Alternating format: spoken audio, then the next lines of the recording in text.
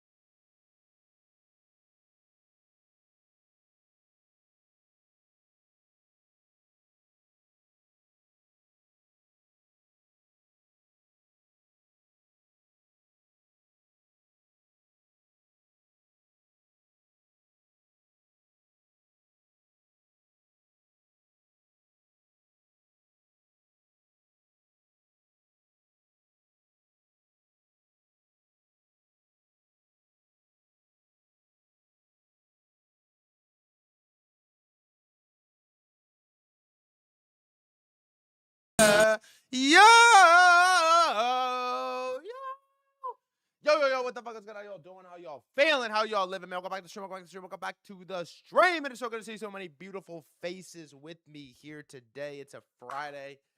Man, it feels good to be here on a beautiful Friday like the one that we have upon us today, okay? Plumber!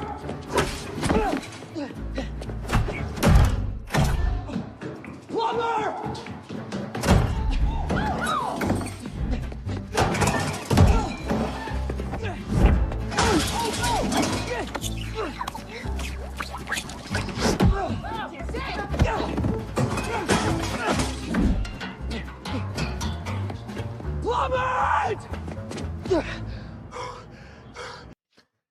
slop aside, this AI shit's getting pretty good, bro. I'm not gonna lie. This AI thing is getting pretty good. I don't know what else to say. Lefty, what's good? This AI thing is getting pretty good. I'm not gonna lie. It's getting pretty good. I did a podcast. Also, I'm gonna do a podcast again today. I'm kind of hyped. I did a podcast. Yeah, it is pretty underrated. I did a podcast with the chopping block, and it's live. If you're curious, I'm kind of scared about this. For the social part, wait, let's watch the intro real quick. Let's watch the intro. in a way, you get to cut for the social part because you cut the noise. You get exactly Watching this shit, I hate it. what you want. I'm just here to trade. I'm not here to discuss decentralization. I'm not here to discuss crypto ideals. I just want raw P&L. This is where I'm going. And so I think the social graph is very sticky. I really do. I think you just indirectly called us punks. Not a dividend. It's Ah! a tale of two cons. Man, it's actually lit. It's lit. If you want to watch it later, it's like, you know what I try to do? I try to do my best to distill everything we talk about all the time, every day, into like an hour. How do I like break down everything I believe about the world into an hour? How do I do that? And then how do I even articulate what I believe? Like, I don't even know how to articulate my views. Like, I'm sitting here thinking, okay, what points, like, what do I believe about the world to be true? What points should I lay out and hammer home? And I didn't even know how to do that. I'm like, I don't even really know what I believe. I sort of just like, it's like malleable. It's like fluoride. It's just sort of like, it's like water. You know what I mean? Like, it kind of evolves every day. So what I'm feeling at any given moment is what I let out. And I'm gonna be honest, I sound like a Memecoin moon boy in this podcast, but I wasn't trying to. I really was trying to talk more about why I think the social trading thing is a monster, just a monster, which that aspect in particular, we haven't really talked about that much on the stream, but I was trying to get that point across, why I think it's a monster and why I think on-chain has a chance. But it sort of sounds like I'm a complete Memecoin moon boy when I'm not. Well, I'm not. I'm an on-chain believer, but I'm not a Memecoin moon boy. And so, I don't know. I think it's a good pod. You know I'm not, by the way. I'm in Pump Fund and I'm miserable. I'm so miserable. I am so miserable in this token, and it's becoming one of my best. I mean, it's a 6-figure P&L. I'm upset. It's a 6-figure P&L. It's a 6-figure P&L, unrealized. Maybe I should sell after I just said that. And I'm like so miserable in this coin. So miserable in this coin. I really am. So it's turned into a monster. It really has turned into a monster. I'm going to talk about it today. I said this yesterday. If Pump Fund comes out and post revenue higher yesterday than 2 days ago, I have to call it fake and I have to sell. But it was lower. Not by much, but it was lower. It was lower. By the way, I love the whole like don't round trip thing again. Like my Zcash P&L wasn't a fucking monster. So anyways, we got a lot to talk about. We have a lot to get into today. I have a lot I want to cover. I'm going to do a call-in. I don't know. I saw this guy on Twitter yesterday. I've never seen him before. This guy, Diligent Plaint. I've never seen this guy before. And he started just like ripping his raw dogging his Robinhood, and it's up like he's up like 1.8 mil. He's up 100K today. He's up like 1.8 mil on the account over I don't know what time period. And it's like an ex-crypto guy. And he's only posting like stop trading coins, like stocks. I'm just like, all right, fuck it. Let's either get some info on some stocks or let's bottom the coins, one of the two. So I'm gonna have him come on after market open, and before market open, I have a lot I want to cover. I have a lot I want to get into, and I have a lot I want to talk about. If you're watching on YouTube or Twitter, you'd like to chat, twitch.tv/threadguy. And on that note, let us do a little roll call. RLLLT, what's good? Charlie, what is good? Polygod, what's good? Alex, NGMI, Viblet, I already seen you. Gouda, what's good? Malcolm, what's good? Light Codex, Tingle Trader, Rug, Rohan, Chad, Michael Burry, MJ Brennan, Riley, what's good? Phil, what's good? FGT, God, some of these names are tough. Pipe Bomb, what's good? Jax, what's good? Poly Sigma, First, what's good? Don, what's up, homie? Rockefeller, what's good? Zabu, what's good? Jay Byard, what's good? XBT, what's good? Citrine Analyst 3, OX Bill, Charlie, what's good? What's good? What is good? What is good? What is good? What is good? What is Good. Dissatisfaction when you read my name out, daddy. Well, that's going to be the last time that happens. Lefty Trader, what's good? How is everyone? It's a Friday. You know, a lot's going on in the market. Just call me Germ. Bro, how am I going to remember a nickname for your name? How am I supposed to do that? You think what would happen if everyone had a nickname then and I had to do both? FGTP007, just call me Germ. It's like, bro. And there's a lot going on. I'm very I feel conflicted in my life right now. I feel like I'm living a conflicted life at this moment, okay? Where I don't even exactly know what to feel. Okay? I don't exactly know what to feel. Maybe it's Mercury in retrograde, maybe it's the El Nino on the horizon, but stock market is really hot right now. Insanely hot. And I'm a little bit surprised actually because at least with my experiences in crypto, usually after a massive deleveraging event, explain El Nino, hot, air hot, weather hot, very hot. Usually after a big deleveraging event, it's choppy and slow and gay, like for a while. This is usually, at least from my experience with coins, you don't get a lot of like V-shaped recoveries, you know, after deleveraging like that. In stocks, I sort of thought that was going to happen and it was going to really fit into my narrative of volatility chasing is going to come back into crypto because the volatility can't be found in stocks. And I don't know, man, they're kind of V'ing it. I'm just being honest. It's a real narrative. I mean, look what they're doing to this shit right now. Pre-market's at 58. They're kind of V'ing it, brother. They're really V'ing it right now. This is DRAM. This is the Soxol. I mean, they're V'ing it. They are V'ing it. Kospi up another 3%. They're kind of V'ing it. So we'll see what happens. But crypto's in a weird spot. We're going to talk about coins again. I'm basically just happen to be in the best coin, like the singular best coin, which is Pump. And we'll do a Tulip King interview soon again, by the way. We should do another one at some point here pretty soon. Pump looks amazing. Hype looks really good as well. Open interest all-time high since 1010, which is wild. And then everything else is sort of like, I don't know, it feels like it's on life support. If you watch the Trader Main interview, we had this question, let me see, from not threadguy circle. There was a question of like, which circle are we in? Okay, remember this? We did this with Maine. Circle 1 or circle 2? Okay, one of them is like July 2022, and the other one is like January 2023. Circle 1 felt like the bottom, but there was one more just crusher leg below. And then circle 2 was the Shmiko bottom. You could have just longed your net worth and hit, I don't know, 15K up to 126 and some change. What circle, chat, do you think that we are in? You know, my brain says 2, but my gut kind of feels like 1. Like my gut is sort of feeling like 1, and I'm doing a little bit of praying. My brain is sort of like, I think logically we're in 2. Like we should be in 2. I think that we should be in 2, but my hard to explain tingle is sort of like, this thing is going lower, bro. I mean, look at, you tell me. Watch this. Invert. Would you long this chart? Yes or no? Would you long this chart?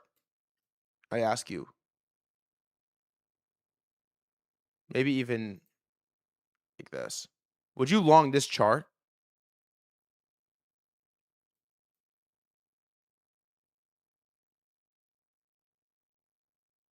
This is tough. I mean, it's basically like if this thing goes any higher, you're long. Like you're long from like a couple percent. I mean, if this thing gets, it's crazy how different it looks when you flip it like this. I mean, if you get to like, I mean, Tulip King, are you long at 20? This feels like it's going really high, even like on the weekly. Look at the weekly. The weekly doesn't look as good. The daily looks like it wants to go. To me, the daily wants to go here. This is like pop, pop, pop. Really, this level it's over for a little bit, 59. But this, I mean, this is a bullish chart, dude. This looks like slam spot long.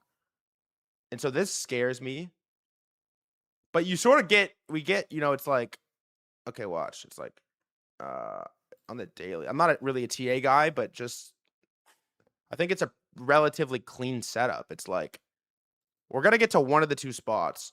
We're going to get to like here, or we're going to get to like here. And then we're going to pick. We're going to pick a direction. And I think this thing has to pick a direction relatively soon. I mean, we've kind of been in this range for like a while now. We've been in this little like chud range almost 3 months. So we're going to see what happens.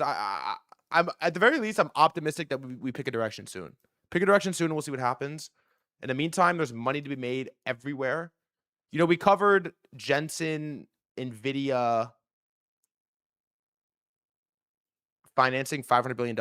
And, you know, I look, I'll be honest. I didn't have some super conviction when we talked about it, but I was like, you know, the neoclouds, Nebius and CoreWeave probably are huge beneficiaries of this. Shaw's as well. And everything's up like 30%. Did anyone here trade Nebius? Tell me somebody did.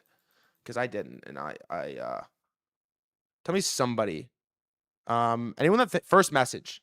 Anyone that thinks you're not a TA guy hasn't seen your elephant pattern. Yeah. Okay. A couple people did. Nice. Nice. Nice. Nice. Nice. Nice. Nice. Nice. Sideline shot. Yeah, it happens. Also, if you're YouTube or Twitter and you would like to chat, twitch.tv/threadguy. YouTube gang is longing Bitcoin. Yeah, longing the inverted Bitcoin chart, which means shorting it. I don't know. I don't have a position. I have no Bitcoin. I just have pump, and I'm a little bit scared for the first time. You know, I actually get scared in positions because P&L gets too big rather than chart plays out. But look, that is neither near here nor there. Let us get into some topics. By the way, Speed and Kai, they beat Minecraft, which is crazy. They fucking beat the game, which is nuts. They did it 5 days. I'm shocked. I feel like the Nebius trade was so weird because the NVIDIA finance deal was a huge catalyst for neoclouds, so they didn't move for a day. Yeah, they gave you a lot of time to get in that. I think it speaks to how uncertain the market is right now. It really does. Also, you're the only person miserable in profit. I am a miserable UPNL kind of guy. I am. I don't know what this is. I don't know if this is like a common trend, but the more money I'm up, the more miserable I am about it. It's kind of fun. I don't want to put that into the air, but it is. I'm always like, fuck my life. It looks terrible, or I didn't size it enough, or it's not trading right, and it should be more. It drives me nuts. It drives me completely nuts. All right, first topic of the day is a little bit of a gnarly one. It's a little bit of a depressing one. Tell me what you think. The title of this segment is Everyone is Scamming. Okay. It's getting out of hand right now. The loot and rob that Base 16Z has spoken about. It's getting a little bit out of hand. I have 4 of them here. Okay, there's 4. Number 1, Selena Gomez. This came out today. Selena Gomez, famous, I don't know, we call her a singer or an actor, right? She's a popular singer, right? She sings? Singer? Actor. What's Selena Gomez's most popular song? Sorry. Selena Gomez's most popular song is what? Lose You to Love Me.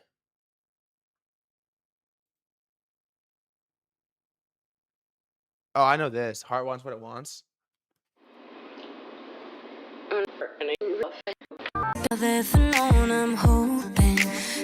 No, I guess I don't know this at all. Oh, this is a banger. This is a banger.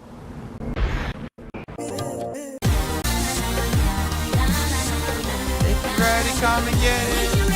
Yeah, that shit was hot. Anyways, Selena Gomez has been sued for securities fraud by investors in Wondermind, her collapsed mental health startup. The suit filed Tuesday Thursday in Delaware federal court says the company claimed a $95 million valuation when it raised in 2022 and alleges Gomez never delivered on promises to promote to her global following. I've actually never even heard of this. Wondermind. The world's first mental health fitness ecosystem. I've never heard of this ever. What happened to Wondermind? It's founded by suffered a major financial collapse, massive layoffs, and intense workplace scrutiny. Failed to make payrolls for employees, freelancers, and vendors starting in late March 2025 due to running out of cash. Because 60% of its 15-person staff. Oh, it wasn't that big. Leaving only 4 employees. Selena Gomez, CEO, and Gomez's mother, Mandy Teefee, reportedly took out a personal loan against her home to cover back pay for workers. Jesus. That is gnarly, bro. That is gnarly. So this is number 1. Mental health startup is brutal, by the way. I mean, that is not a good business, I don't think. That's number 1. Came on my feed yesterday. Number 2 that has come on my feed yesterday under everybody is scamming is surprise. Top editor of Forbes, Randall Lane, was fired last month after the company discovered that he received a payment of almost $6 million from the founder of a firm that does business with the magazine, according to people familiar with the decision. Consider me shocked. Everybody already knew this, but Forbes takes like direct deposits to get listed in their publication, like 30 under 30. Yeah, journalists bought. Consider me fucking shocked. But they usually don't take this stuff public. And this is not a thing I think that's usually like in the news. I made a mistake and I take responsibility for it, said Mr. Lane, 58. I should have disclosed the gift. And failing to do so was a serious error in judgment. I deeply regret that, and I lost a job and team I love because of that. None of this feels how I changed how I feel about Forbes. Brother, the gift? Are you out of your fucking mind talking about a gift? Okay.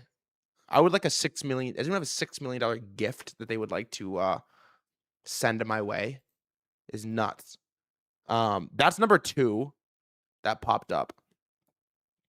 Number 3 is a story we had in the doc a couple times that I did not cover, which is this Phoebe Gates situation. This is one of the most shocking ones to me because it's like, bro, your dad is fucking Bill. How much money does Bill Gates have? Bill Gates net worth. Your dad has $108 billion. $108 billion your dad has. And so you gotta have at least a B, right? How much is you gotta have at least a B? Gotta have at least like 10 M's minimum. Good Lord. Imagine being a deca billionaire's daughter and going to jail over some petty fraud. And so, by the way, this girl, her co-founder, is from my hometown. Okay, I looked this girl up, McLean, Virginia. I'm like, I grew up like 30 minutes away from McLean, Virginia.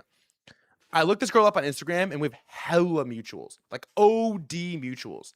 Like I know there's a bunch of girls I went to school with that like model for this company and did ads for this company. And this is like a couple day old, maybe a week old story. But FIA co-founders Phoebe Gates and Sophia Kiani pushed for features in the e-commerce startup software that took credit for sales it didn't drive. According to international communications with people with knowledge of the matter, the founders were aware of the practice for at least 7 months, which is contrary to the company's public remarks, in which it had only become aware of the situation within the last 24 hours. FIA's browser extension was designed to report that the startup drove a sale even when its product was never used, resulting in increased commissions, that the company has started to pay back some commissions to retailers and suspended its monetization efforts. And so they're talking about her going to jail, man. I don't think that that's really possible, is it? That she goes to jail? I think that's hard to imagine. I don't think so, but I'm seeing faces jail time. There's no way. She's 23, accused of cookie stuffing at her multi-billion-dollar digital startup. It helps shoppers find discount codes and access lowest pricing on items purchased online during the checkout process. When a shopper uses the browser to make a purchase, the software drops a cookie that tracks the realtor and indicates that it earned a commission for driving that sale. Didn't Honey, who was telling me about this? That Honey had this big controversy. Honey extension loss. You know what Honey is? It was like, it would find like a ref code or whatever. They're swapping affiliate links. Oh, this is new. PayPal secures 4th victory in Honey browser extension litigation. Wow. Can you bet on lawsuits? Outcome of lawsuits? That'd be pretty cool. Can you do that? Can you bet on like who wins a lawsuit? Honey was sick. It's an easy way to find coupons online. They were stealing money from influencers. Honey's use of last click attribution, swapping its tracking cookie in for others when you interact with it. Interesting. Okay, so they would like pop in at the last minute and fuck up your ref link. That's the third scamming thing that I've seen on my feed today. The 4th one is the worst one, which is wild. Are you guys aware of the Kawhi Leonard LA Clippers story? Is anyone aware of this story? It's fucking nuts, dude. It is nuts. Okay. The Clippers signed Kawhi Leonard. There's a salary cap in the NBA, which means you can only pay people X amount of money. They wanted to sign more players with more money. Kawhi is a max contract guy. And so they signed Kawhi Leonard to this small deal, relatively small deal, like cuts, $5-10 million off to the top. And in the background, they give him a sponsorship, or they give him like direct payment from this like lumber company. Okay. Which is super illegal. You cannot do this. This is like hyper illegal. And the NBA found out. And the Clippers, it's Steve Ballmer owns the Clippers, who's co-founder of Microsoft. And they're under like crazy investigation right now. It's nuts. I'm surprised more people don't do this. But let's go over it real quick. I'll go up. It's a 4-minute video. I think this explains it the best. It's a crazy story. This is the approximately $100 million Halo board. It is the double-sided oval-shaped crown jewel of Steve Ballmer's Intuit. You may now Oh, if you've ever been to Intuit Arena, it's fucking insane. recall, how Daktronics' fellow Clippers partner at the time, Aspiration, they got their name out by hiring celebrity spokespeople. Sure. Daktronics, by contrast, does not use public-facing celebrity spokespeople or endorsers to promote the brand at all, apparently. And as one former Daktronics employee told us in a text message, I was told since it's B2B and not a consumer product, it didn't make sense to advertise that way. they're the worldwide leader, arguably, in Jumbotron manufacturing. But this is where I do need you to know something else. And this is something that I initially heard on the phone from the first high-level source I've been talking to for the last 11 months. This was talked about just openly within the organization and from people working on the project that Kawhi was a spokesperson for Daktronics. And it was just the biggest thing. It was just openly joked about within people working on the project that knew about this, as it was 1,000% a way to circumvent the salary cap. And over months of vetting the second high-level Clippers source, a former official, they also independently confirmed something else, which is that this Kawhi deal was not only talked about by fellow higher-ups at the Clippers and Daktronics as a way to circumvent the NBA salary cap. Quote, I know Kawhi had a sponsorship with Daktronics, unquote. This second source was also told that Kawhi's Daktronics sponsorship was a multi-million-dollar deal, as my first source separately explained on tape. People at Daktronics, people within the Clippers organization themselves. Wait, what is Daktronics? I thought it was a lumber company. What is Dak? It's they make the billboards. Okay, it's okay. I had it wrong. They made the bill. Oh, there's multiple deals. Okay. There's multiple deals. Had told me about this multi-million-dollar deal with Kawhi and Daktronics. They're not a company that you would see a celebrity endorser for, and that it wasn't coming out of their end, that the Clippers were technically kind of funding it, and that it was funneling money from the Clippers through Daktronics back to Kawhi. You know how many teams they work with? How many stadiums? They had their pick of the litter, and they went with Kawhi Leonard. Facts. Kawhi Leonard? Like, what the fuck? The least marketable player in the least marketable star in the history of sports, by the way. Who then never does anything. They don't even put out a press release. Look, in fairness, They never mentioned it. It was never published. You're telling me they're paying Kawhi $5 million a year to do nothing? maybe Daktronics would claim that there were private secret things, the things behind closed doors. And because of that possibility, late last month, Sam Koppelman of 100 Brick Media reached out to Daktronics directly. I got an email from someone who seemed to be a PR person, a marketing person at Daktronics. He then writes back to say, you know what? I'm not going to call you, but let me introduce you to our VP. But that person was actually the general counsel of Daktronics. As soon as I mentioned the name Kawhi Leonard, I didn't hear back directly from Daktronics, but within 30 minutes, I got an email from someone from the domain name gfbunting.com. Yeah, that is the Bloom Energy guy, right? That's the fucking Bloom Energy guy. And so for this crisis comms guy to call back and say, quote, my understanding is Daktronics doesn't have a deal with Kawhi right now. another possible answer, by the way, might have been, I don't know what you're talking about. But that's not the answer I got from these professional crisis comms strategists. When I followed up on it, what he said was, quote, I don't know what the company wants to say or can say, given the Wachtell investigation and all that. Do you know how locked in you have to be for the name Wachtell to come? I mean, not like the investigation. not the NBA. Or that investigation. Anyways, that's so the story is basically the Clippers have a salary cap in the NBA. You can only pay X amount every year to players. And the Clippers wanted to sign Kawhi Leonard. They didn't have enough money to do it. And so they signed him to as much as they could legally pay. And then they've funneled this fake sponsorship deal through the back with Kawhi and multiple companies, one of them being the company Daktronics that makes billboards. One of them is this like random lumber company in LA, a couple other ones.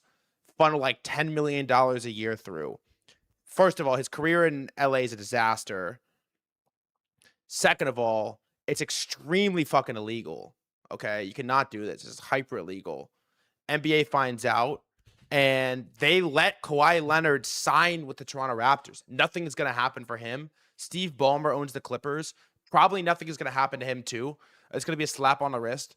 And it is topic number 4 amongst stories that have come out in the last like 3 days of giga corporations / celebrity-esque characters just like blatantly scamming. Brother, blatantly scamming. It's nuts. It's actually nuts what's going on right now. And don't even get me started with the Lakers, which we're going to get into in another minute. Josh Kushner. This is a crazy story as well. But I don't know, man. You kind of like look around. We're going to talk about low hold times on coins as well. You look at what's going on in the stock market. It's hard to feel like we're not entering this is kind of like Black Pill a little bit. It's hard to feel like we're not entering a scam society in the US with who's at the helm right now and what the fuck he's doing. I mean, Trump just launched a paid group. I guess that's topic number 5 that could have made it onto this list. Trump just launched a paid group to me, which is so nuts. It is very Luton Robb-esque, Base 16Z article. And I was trying to think like, okay, if everyone is scamming, Dario's wife is on here as well, the Epstein stuff and the Lakers thing. His story is nuts. I was thinking to myself, okay, what is the counter trade to scamming? If everyone's scamming, like what's the counter trade to that? Because it cannot go on forever. And I think the only counter trade you can make to take as much as humanly possible, as fast as possible, scam by any means necessary. The only way we can combat it, I believe, is to expand the time horizon just a little bit, or go to law school. But it's longer time horizon. It has to be. It's the only way. It's the only way. It's the only way. So is to raise the time horizon is like. The herd cannot always be right, and the entire herd is selling out as fast as possible right now. And maybe they're front running some sort of economic decline, but it always takes long. It always takes significantly longer than it seems, especially on the front lines. And so you actually have more time, I think, than a lot of people are trying to make this out to be. You have more time than the way most people are playing this game, which is like take now and run for the fucking hills. The only way we're gonna win in these public markets is bumping our time horizon up a little bit. I really believe it. I really believe it. And I would be lying if I said it wasn't a little bit dark what I'm watching unfold, but it's the only game that we can play, man. It's the only way that we can play. It is. Okay, on the topic of everyone scamming, though, this Josh Kushner situation with the Lakers is getting nuts. Okay, because the guy who owned the Lakers before is this insurance guy, goes by the name Mark Walter. Runs a bunch of these insurance companies. And he bought the Lakers a year ago for $10 billion. The Lakers were not for sale. The Lakers were not for sale. Josh Kushner and crew were interested in an NBA team. And the story was they were going to add an expansionary team into Vegas, which the NBA does not currently have. This was the story, and it was getting pushed for a while. It was going to be like a Vegas team. Kushner, Bob Iger, and whoever else were going to be in charge of leading a push into Vegas, expansionary team for the NBA. This was the story. Okay, the Lakers were not for sale. They just sold a year ago for $10 million. The most historic franchise, probably the single most valuable franchise in sports. All sports is the Los Angeles Lakers. Maybe Dallas Cowboys. It's got to be the Lakers. I think it's got to be the Lakers. Yeah, maybe the Yankees, but sports sucks. It's got to be the Lakers. Maybe the Knicks, but LA's got to be a bigger market than New York for basketball. And so this is what is Manchester. Okay, soccer, American sports, Manchester United, fine. It's not for sale. They're looking at Vegas. And then basically out of nowhere, the Trump administration does a federal investigation into this Mark Walter guy. They do this massive investigation. In the investigation, they basically find out that they force that he has this like massive hole. BB, thank you for the 25 gifted. Thank you. I appreciate you, brother. In this investigation, they either find out or they force that what was listed as like $1 billion of liability on their books is like $21 billion of liability, and he owes a ton of money. He owes allegedly, I don't know, a ton of money. They force this investigation through. And the story is that Trump admin directly pressured him to sell, and they forced a buyout to Josh Kushner, who is the brother of Jared Kushner, who is Trump's son-in-law and is married to Ivanka Trump, I believe.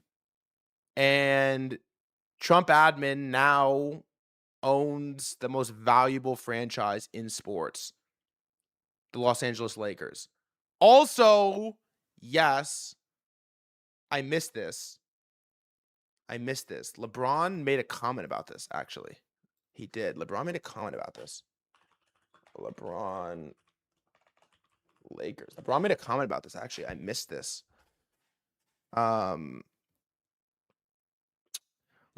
said, a source close to LeBron said the ownership change by the Lakers maybe would have influenced his decision if it happened first. Not as good of a comment as I thought. So anyways, there is some like crazy, potentially mafia level shit going on from the higher ups.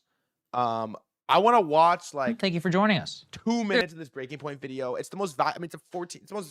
It is the most valuable franchise in sports, maybe other than the Dallas Cowboys. This is the same guy who exposed the Kawhi story. Let's watch it. Let's watch a couple minutes of breaking points. We haven't seen them in a while, and just see what we got.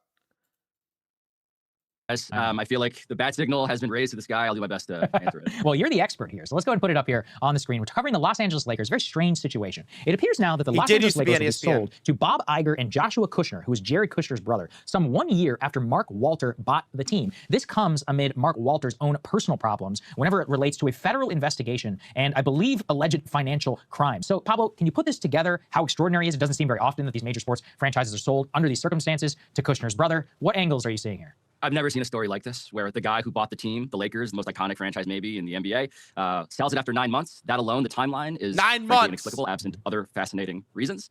At the same time, keep in mind that Mark Walter, who has one of my favorite superlatives, he is famously private. He was not a guy that people understood to have enough money to evaluate and purchase the Lakers at $10 billion when he bought them in the first place. And so I was tracking that.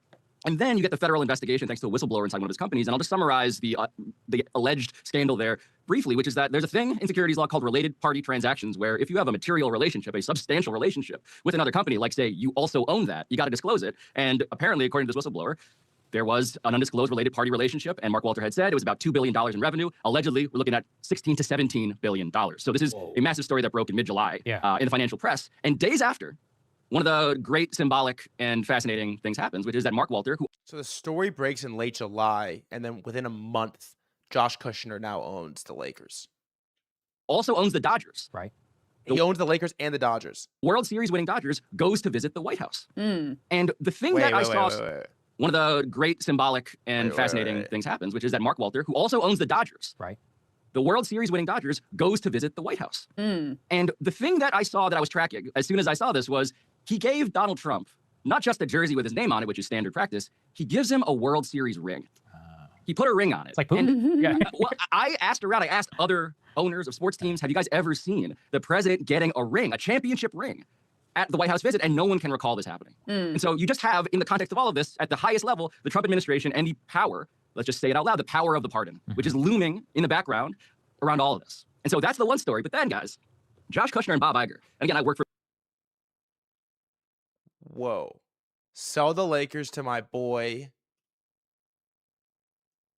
and you're not going to jail. Bob Iger, when he ran Disney and Disney owned ESPN, Bob Iger, I know, to be a longtime sports fan. He has recently been advising Josh Kushner with Thrive Eternal. And Josh is the quote-unquote good Kushner, so we'll just leave that as a superlative of its own. Hang in the air there for a second. The good Kushner. But their whole thesis here is that we're going to invest in sports teams. And they've done so. They bought a share of the Giants Braves, in baseball. right? But the most recent thing that was happening, concurrent with the Mark Walter story, in the same timeline, was their attempt to private equity-ify the World Cup. And that whole thing kicked off a whole scandal. Oh, the World Cup. I didn't know this was Josh Kushner and FIFA was going to sell. Wait. FIFA World Cup, Josh Kushner. And there was this crazy fallout. No. Did you see this? They were going to buy FIFA, dude. And there was this crazy freak out. And they said, no, we cannot do it. Weeks before it happened, Kushner's firm was named as the expected lead investor in a FIFA project to create a commercial subsidy tied to the World Cup. And they would control 20%. Holy fuck. Part of that money was said to be distributed to FIFA's 21 federations. This wasn't Kushner's taking a seat inside FIFA. It was a straight financial play. It collapsed because FIFA led to pushback, arguing the World Cup is not FIFA's to sell. The tournament, built collectively by federations over a decade, wasn't something that to be sliced up among private investors, according to UEFA. Okay, wait. So Josh Kushner and crew say, I want to buy a stake of the World Cup. FIFA takes this public. They're ready to say yes. There's this massive fallout. These countries put their foot down and say, no fucking way. You're not selling the World Cup. So they back off. They then say, okay, what's next? How about the Lakers? They go find this guy, Mark Walter. They do an investigation. They find out that he has broken some massive liability laws. He then goes and visits the White House. He gives Trump a championship ring. 2 weeks later, the Lakers have sold to Josh Kushner and Bob Iger. And I imagine whatever financial crimes that have happened under the hood are no longer going to be an issue for our friend Mark Walter here. Scandal in which they were basically defenestrated. Johnny Infantino, Donald Trump's good friend and ally, he was in this proposal to sell shares of a new spin-off company that FIFA would make, in which Josh Kushner and Bob Iger would be his partners in this giant deal. And so that falls apart because Europe revolts. Right. they do the thing, we've talked about this before, but the private equityification of all of sports, your appetite Dude, it only fell apart because like France said absolutely fucking not. for this, your mileage varies. And in Europe, they were like the World Cup, whoa, that's a bridge too far. And so that deal is killed. But now you have these two parallel tracks happening in which Kushner and Iger are like, okay, so what do we pivot to? They were looking to buy the Las Vegas NBA expansion team, but okay, that wasn't happening as quickly as they wanted. Over here, Mark Walter is like, okay, I'm dealing with a federal investigation in which billions of dollars of my money is now at stake. And in the middle of this Venn diagram emerges the commissioner of the NBA, Adam Silver, and the Los Angeles Lakers. And this happens over 72 hours, which is also an unprecedented timeline, to be very clear. When did the investigation of Mark Walter start? Was it under the Trump administration? Yeah, I mean, so this was, according to reporting, and Bloomberg, the Financial Times have done great work on this. Reportedly, this has been going on since last year. And a whistleblower is the one who identified this, kicking off what seems to be I'll put it this way, for the sake of just discretion, an ongoing and deepening story about how much money does this guy have. When I say that he didn't obviously have enough money to buy the Lakers in the first place, I will tell you that he went around, Mark Walter did, and was talking to everybody he could on background saying, no, I got it. But there's another player when it comes to that story that is very interesting when it comes to the federal investigation and when it comes to the question of how he afforded it, which is Abu Dhabi. And so not to make this now like a Marvel Cinematic Universe thing where all of these sort of like big characters like emerging through portals, but what? The story of I mean, Abu Dhabi. Abu Dhabi is quite relevant here because billions of dollars from Mubadala, which is the sovereign wealth fund of Abu Dhabi, came in and backed Mark Walter. And Mark Walter was asked, do you have the money to buy the Lakers? And he said, no, I got.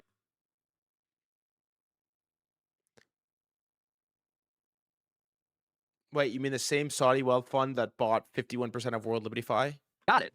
But in the background, the question had always been, how much is Abu Dhabi responsible for the ability of Mark Walter to buy this team? And so the reason I say sovereign wealth funds are here in the story alongside private equity is that these are two forces that are, even absent this Venn diagram, actively reshaping who can afford to buy these teams. Yes. Because when a team is valuated at $12.5 billion, that's not only the highest price you've ever seen in professional sports, it's also so rich that individuals alone cannot afford it. Yes, and so how do you support a price structure like that? Right. And so the question that I have looking ahead is, who else is in this ownership group? Is what is even going on anymore?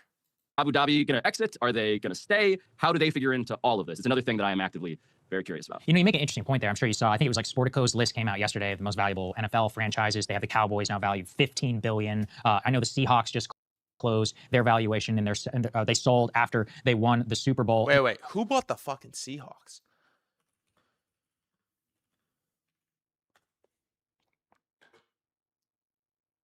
An ownership group led by venture capitalists. Oh. Okay.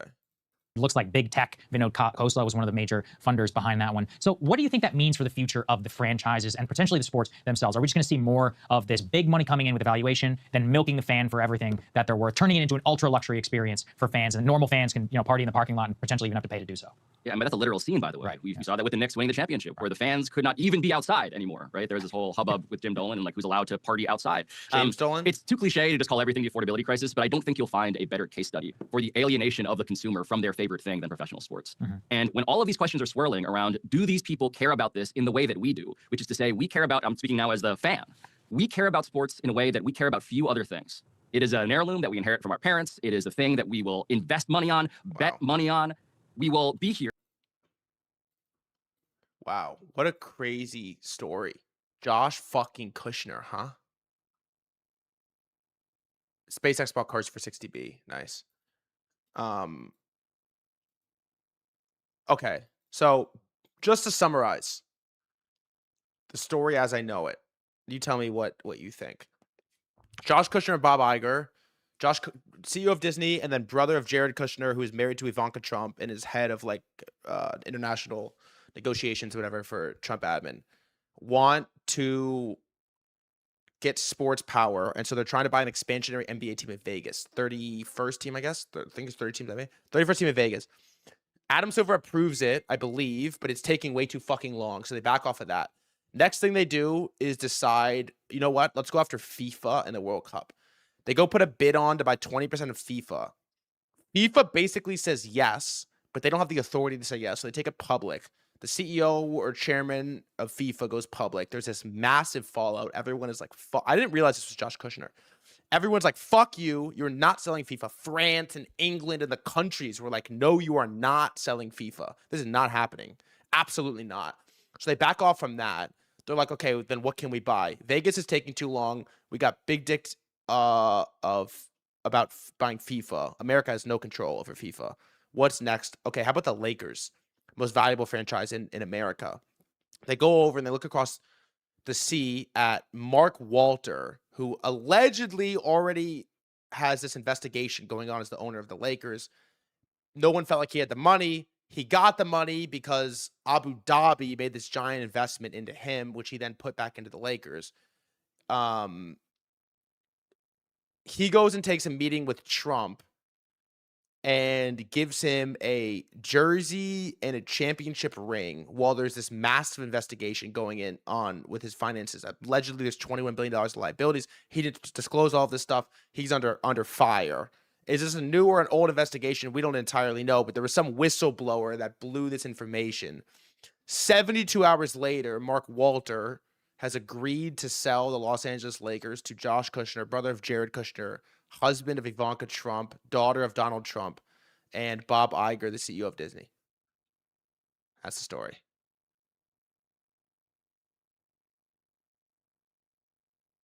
Ooh, Jesus. That's a rabbit hole and a half, huh? Ugh. So what is Trump at? Why does Trump ever want to own the Lakers? Like, what did they get from that? I'll tell you what. Midterms, which is something I've historically never paid attention to ever. It's going to be wild, right? Oh my God. Midterms are going to be wild, dude. When are midterms? I'm hyped. We should, can you stream it? How do midterms even work? Fuck, man. Early November. Wow. All right. We got market open 3 minutes. I'm getting up real quick. BRB.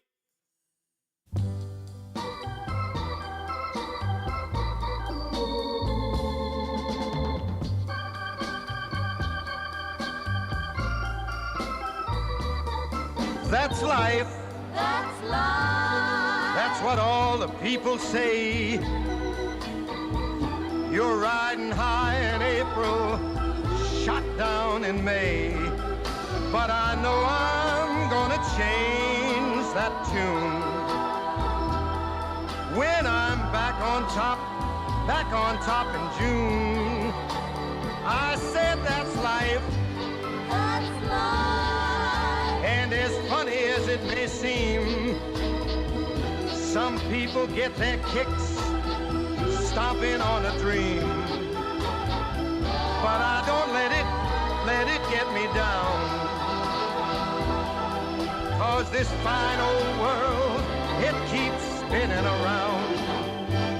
I've been a puppet, a pauper, a pirate, a poet, a pawn and a king. I've been up and down and over and out. Streamer pretending to care about government corruption plays That's Life immediately after corruption segment. It's crazy. That's fucking crazy. All right.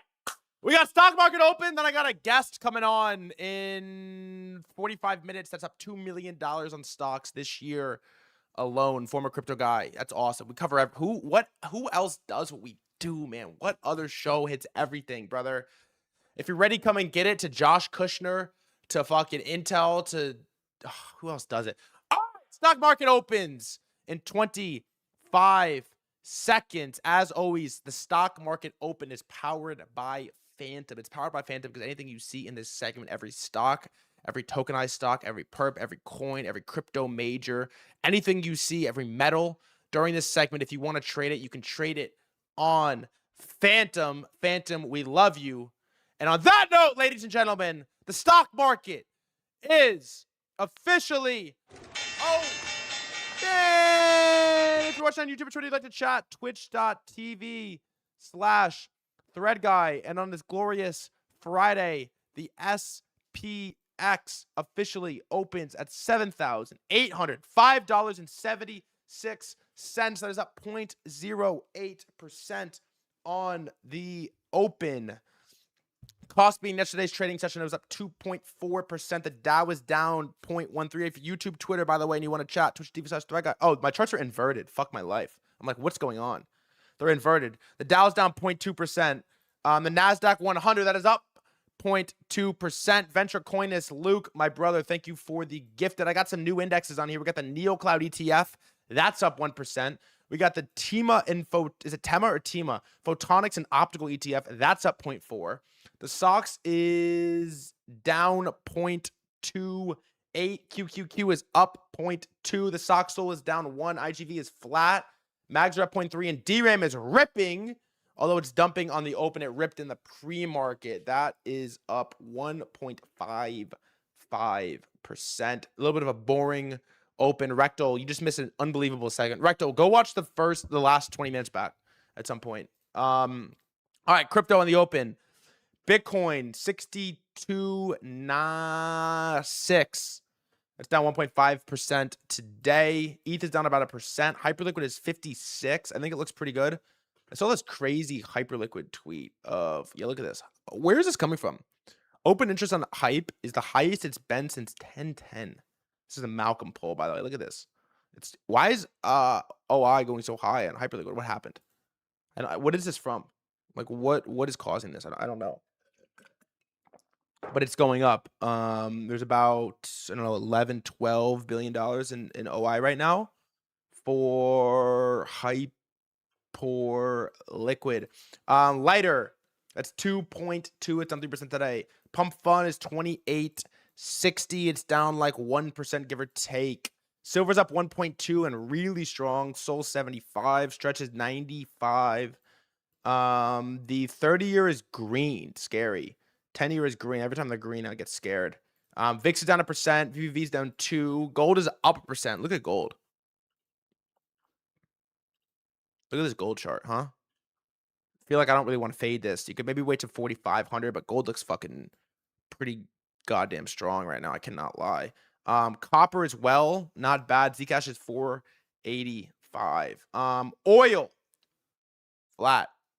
Crude oil is 81.28 a barrel, and Brent is 89. They're basically both flat on the day, and every energy stock is green. Conoco is green. NRG is green. Vistra is green. Exxon is green. Chevron is green. Everything is fucking green on energy related. War is also green. Raytheon's up half. Northrop has a gnarly chart. Look at this chart. It's a pretty crazy one.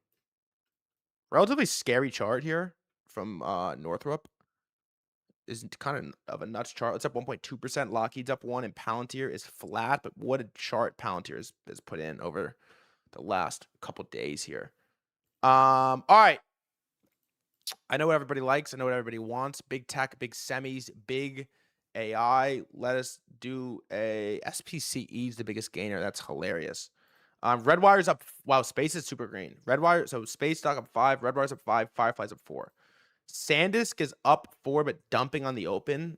Had an insane day yesterday. Best fit yet. Thank you, brother. Can you tell me where the suit and shirt is from? If I told you, the shirt is from Zara. I can tell you that much. SK Hynix was up 4% yesterday. Rocket Lab's up 2. SK Hynix ADR on today's opens up 1. Tesla's up 1. Micron is up 1. AMD's up half. SpaceX, which has an interesting chart. There's this crazy sell order on. There's like $200 million sell order of SpaceX on HL right now. It's nuts. But this is 141. Chat, what would you all think about if I hired a full-time matchmaker? I think I'm going to do it. I think I want to hire like a serious high-class matchmaker. SpaceX 142. QCOM's up 1%. Meta's up 1. RoboStrategy's up 3, which is nuts. Google's up 1. Nvidia's up 1. Apple is up half. Intel is flat. Let me go to the low time frame. What is this? Peter Diamond's. Memory not compute. Few realize this. Elon seems to agree. And DRAM also seems to agree. I DM'd Tulip Guy, but didn't get a response. You will get a response.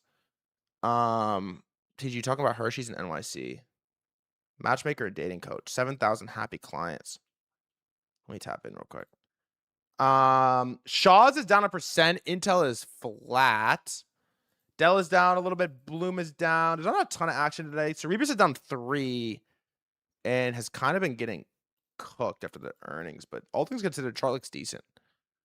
Adobe's down 2, Cloudflare's down 1, Marvell's down 1, Broadcom down 2.5, Amazon's flat. I wonder if Chris Camillo is still long. You think Chris closed? IBM is flat, Microsoft flat. Where's crypto? God, crypto's so shit. Bitcoin is so fucking shit. All right, NeoClouds, where are we? Wow, Reddit. Biggest gainer on the day after it was announced Reddit will be in the S&P 500. What got taken out? Reddit 500.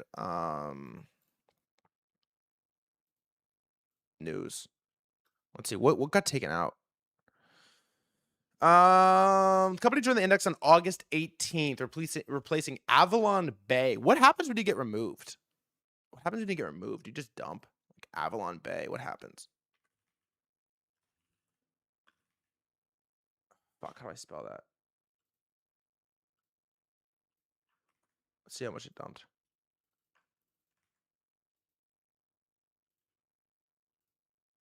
No, not really.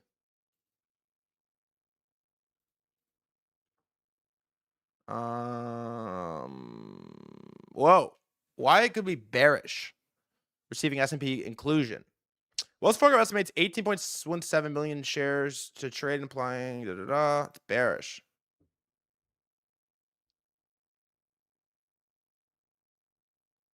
It's too technical.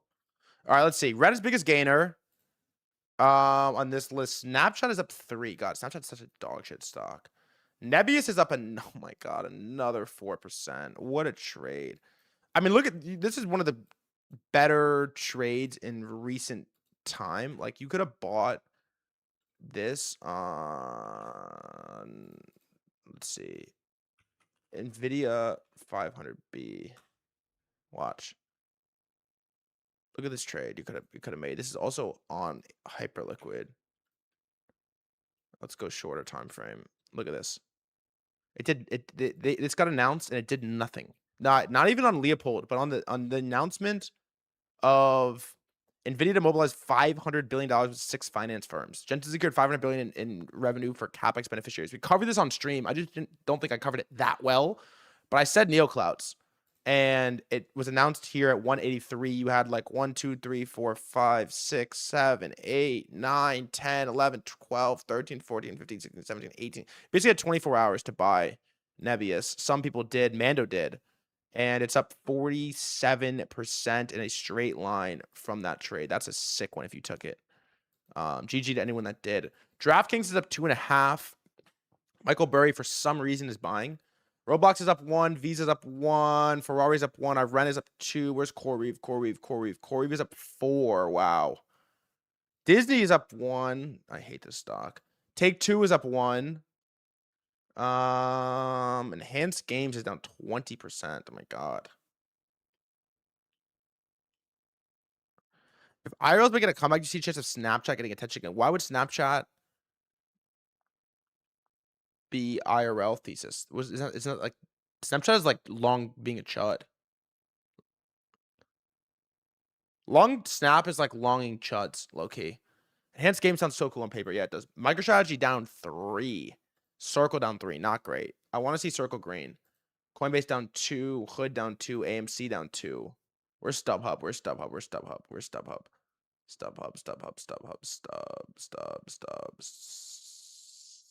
Stub. Red once again. Once again.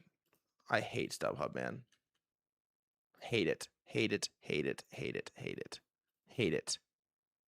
By the way, Jinsey asking for numbers, asking for Snap. I promise. Dude, if you go up to a girl in 2026 and say, "What's your Snap?" You're getting nothing. You're leaving with no number, no Snap, no Instagram. She's telling you she's married. You are not cold introing what's your Snap, brother. No way. She's gonna think you're nuts.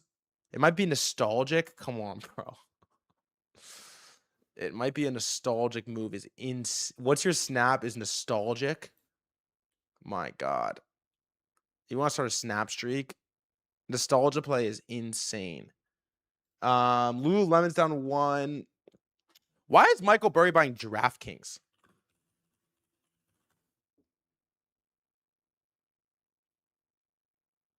I'm like cracked on a prediction markets. Interesting. I thought that's a mid take, like just shitting on Burry so bad. All right, let's check back in. Bitcoin 62.6. Where's pump? Not bad. Where's majors? DRAM's up about 1%, but it kind of got dumped in the open. We're 10 minutes in, about 11 minutes in. Mag's up 0.3 still. Soxel's down 1. Q's flat. Spy is now flat. There's not a whole. It's kind of a boring open actually. Just space is green. Why is space green? I wonder. What is the SanDisk is kind of sort of ripping.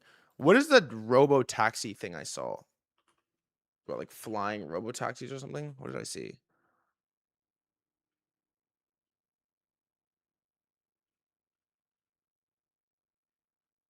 Thoughts on Nebius? I'm pretty sick that I missed it. Flying Roadster.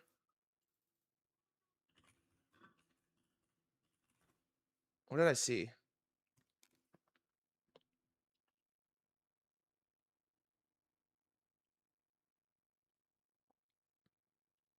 What? Tesla is planning to unveil its redesigned next generation Roadster as early as this month, the information reports, with a SpaceX assisted flying demonstration. What? What do you mean flying?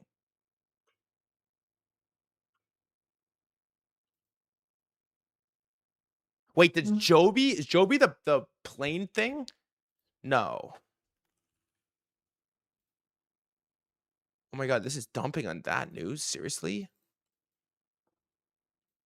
Wow, oh, you can't even see my screen. Sorry. Joby, they're jumping Joby on this news.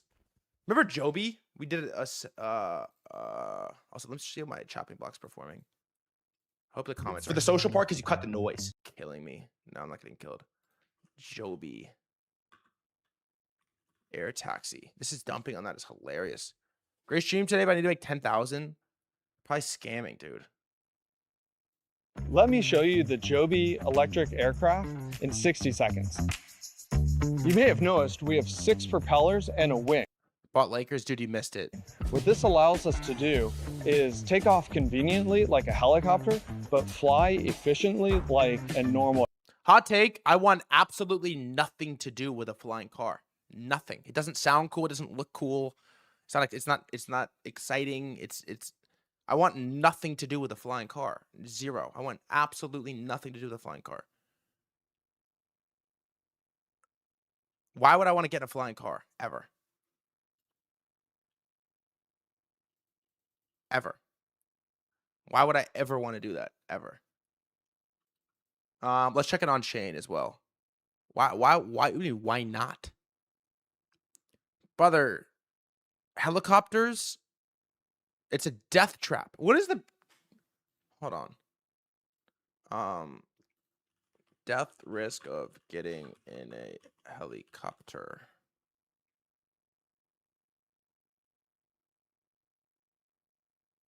Wait, hold on. Let's see ChatGPT. Oh, I mean, it's the Kobe, man. That's my favorite, maybe my favorite human of all time. Compare death rate of helicopter to plane to car to Uber ride.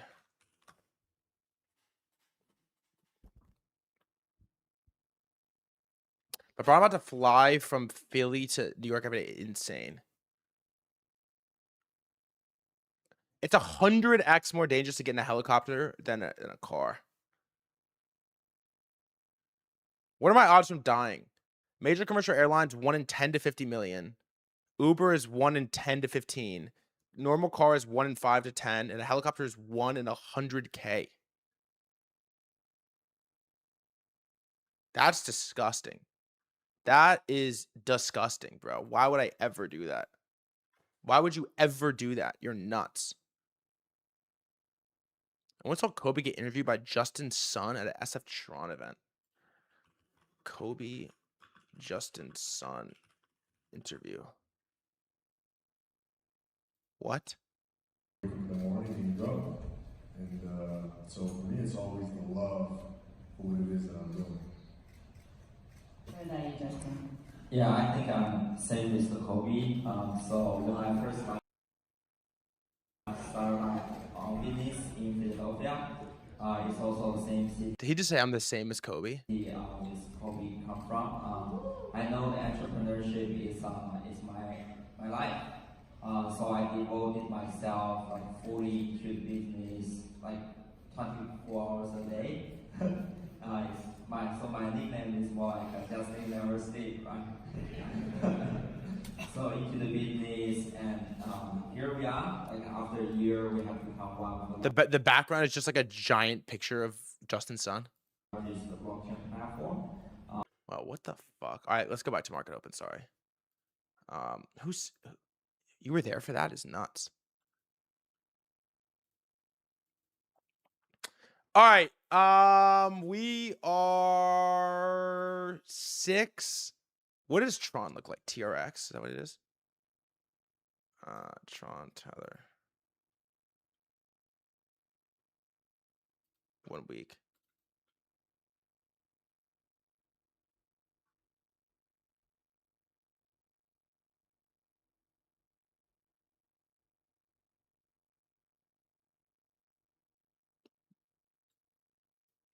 What?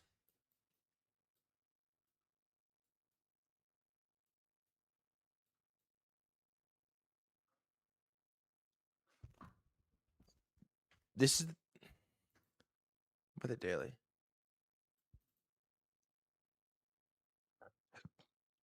How is this weekly?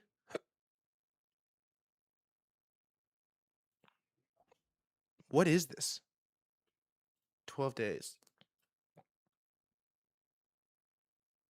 This is nuts. Why does it look pretty fucking good? Wow. That is insane. I've never really looked at this chart, I guess. That's crazy. All right. Anyways, we are 18 minutes into open. It's a little bit of a slow open pump. Thank you. Thank you. Thank you. Thank you. Thank you. Thank you. You already know what I want to know. What are you buying? What are you selling? What do you like? What do you hate? What would you like to enter? What would you like to exit? TVL down only. Nice. What is interesting to you? What do you, give me some, I don't know, give me some shit. What do you like? What do you like? Added more stonk and some lit pump so far. Is anyone in stocks? Is anyone buying stocks right now? Is anyone slamming NeoCloud stocks? What do you got? Hood. We didn't look at Hood. Down 1.7 per today. What else? Pump long. Everyone's long pump. Fuck my life. What else? Haven't bought anything in a minute. Yeah, I don't blame you. Tesla, no stocks. IBB, nice. They're dumping Lily. What the fuck? Let's take a look. IBB, just keep shouting them. I'll pull up everything. IBB, still a great chart, but Lily's dumping, so IBB, I guess, is also dumping. Is Lily dumping? Is Lily dumping? Wow, 3% today. Not great. Are you still going to long CVS? No, they waste too much money in ink on the receipts. Circle long, I don't hate it, but I just don't understand that stock. Low-key long duration bonds like bottom. SpaceX shorts. Let's see. Shaw's is green. Fuck my life, dude. Fuck my gay little life. My gay little life, man. Look at this thing. Shaw's. Sharon AI. Fuck my life. Look at this thing. Wow, not washed with a 5 gifted. Thank you. Thank you. Thank you. Thank you. Thank you. Thank you. Thank you. Shout out Not Wash the By the way, I joined Not Wash the Telegram, and I'm trying to give this brother some love in the comments, and he's like $5 for a message. No, I think it was $1. I think it was $1. I think it was $1. All right, 73 on Shaw's, which is nuts. Damn, I'm getting messages from the higher ups telling me I crushed on this podcast, by the way. Let's fucking go. Let's go, man. Google have a... Well, what else people in? Pull up GTA stock. Let's see. What if Pump vamps Soul?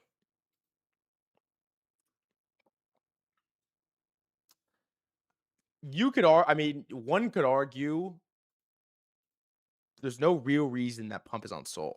One could argue this. One could make the argument that there is no real reason that Pump needs to be on Soul anymore. One could also argue that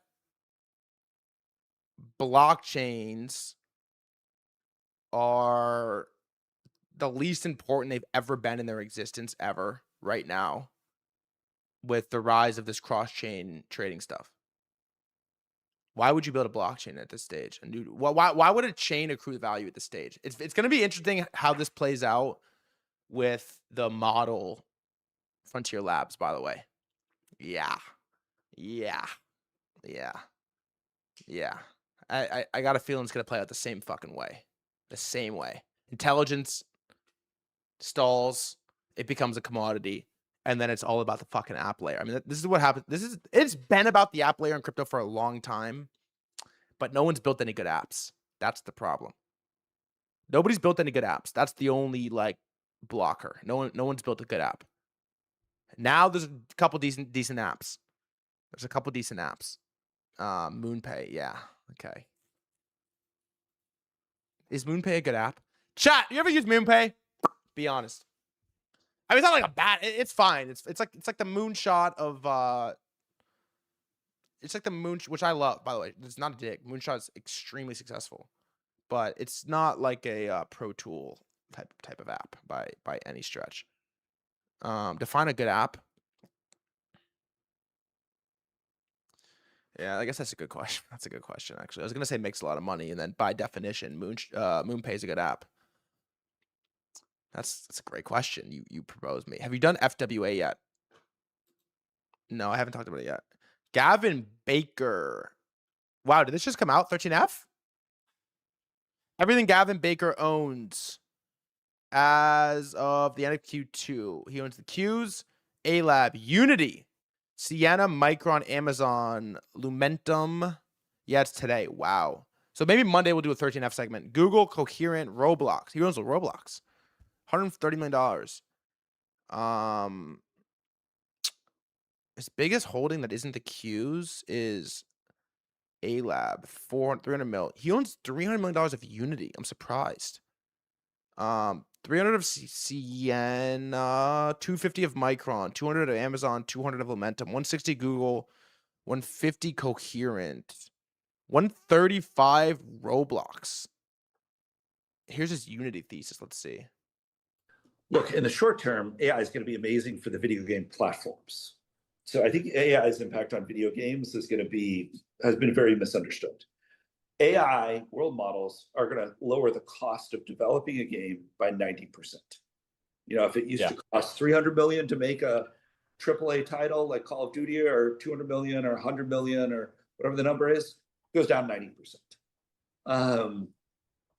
And so this might end up being really bad for companies that make video games, because you're going to have a lot more competition. But if you were a video game platform,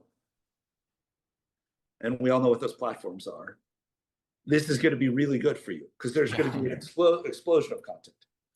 But the idea that we are going to use AI to render a video game on the phone instead of the GPU that is on every phone. Interesting. So he owns a ton of Unity, which is a development platform, game development platform. He owns a ton of Roblox, $130 million. 120 in Sats, EchoStar. Twilio, I don't know what that is, 116. He owns 100 million of Wayfair, 100 million of Zoom, 100 million of Credo, 90 million of Palo Alto cybersecurity, 90 million of Dick's Sporting Goods. Unity got hammered at one point. Yeah, I did look at that in a minute. God, he owns every company. Rocket Company's 70 mil, VST 80 mil, Akami, I don't know what that is, 80 mil, Tesla 75 mil, 60 mil CoreWeave. He doesn't have any memory. He doesn't even own SanDisk. 50 mil of HubSpot, 50 mil of Wix, 50 mil of Affirm. 50 mil of Synopsys, 50 mil of Ralph Lauren, 40 mil of Axon, Wingstop, Semtech, AVC Auctions. What is AVC Auctions? Like an auction site? I like this. AVC Auctions. Wait, I like this. I like this. I like this. Online car auctions. I like this. Yes, yes, yes. I like this. I like this. I like this. This is interesting. It's your full-time, full-service financing provider offering dealers fast, flexible, and transparent solutions to maximize. This is interesting. We'll come back to this. What else? Compass, 40 mil, never heard of it. Ferguson, 40 mil, never heard of it. Chime Financial, never heard of it. Rubric, MasterCard, 25 mil. Snowflake, 20 mil. Visa, 20 mil. Nokia, 20 mil. Nebius, 7 mil. And he owns a whopping 0.2, aka $200,000 of BitGo. Wow. So he doesn't own.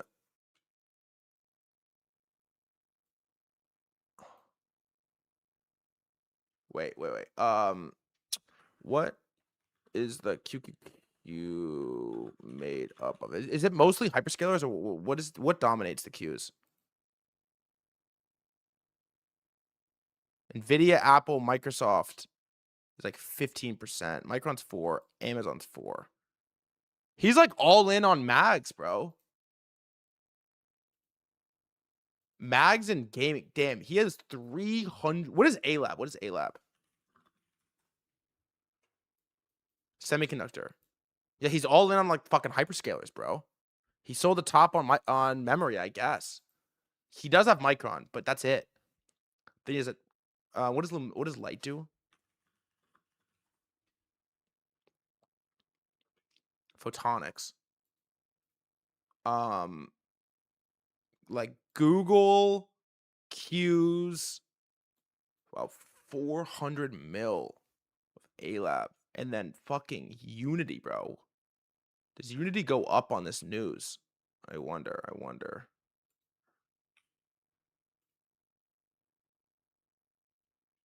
I wonder where he was buying. Jesus.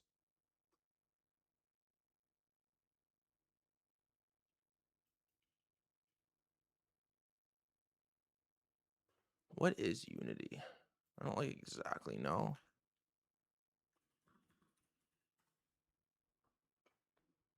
Nice. Unity, a cross-platform game engine for building 2D and 3D experiences, made famous for democratizing the immense challenge of game development. It was created in Copenhagen, Denmark, and first released in 2005. Today, it's the magic behind many popular games like the 2D Among Us, the 3D Monument Valley, augmented reality apps like Pokemon Go, Whoa. Okay. first-person shooters like Escape from Tarkov, as well as interactive simulations and animations beyond the gaming industry. The engine itself is written in C++, but allows developers to write their code in the more approachable C#.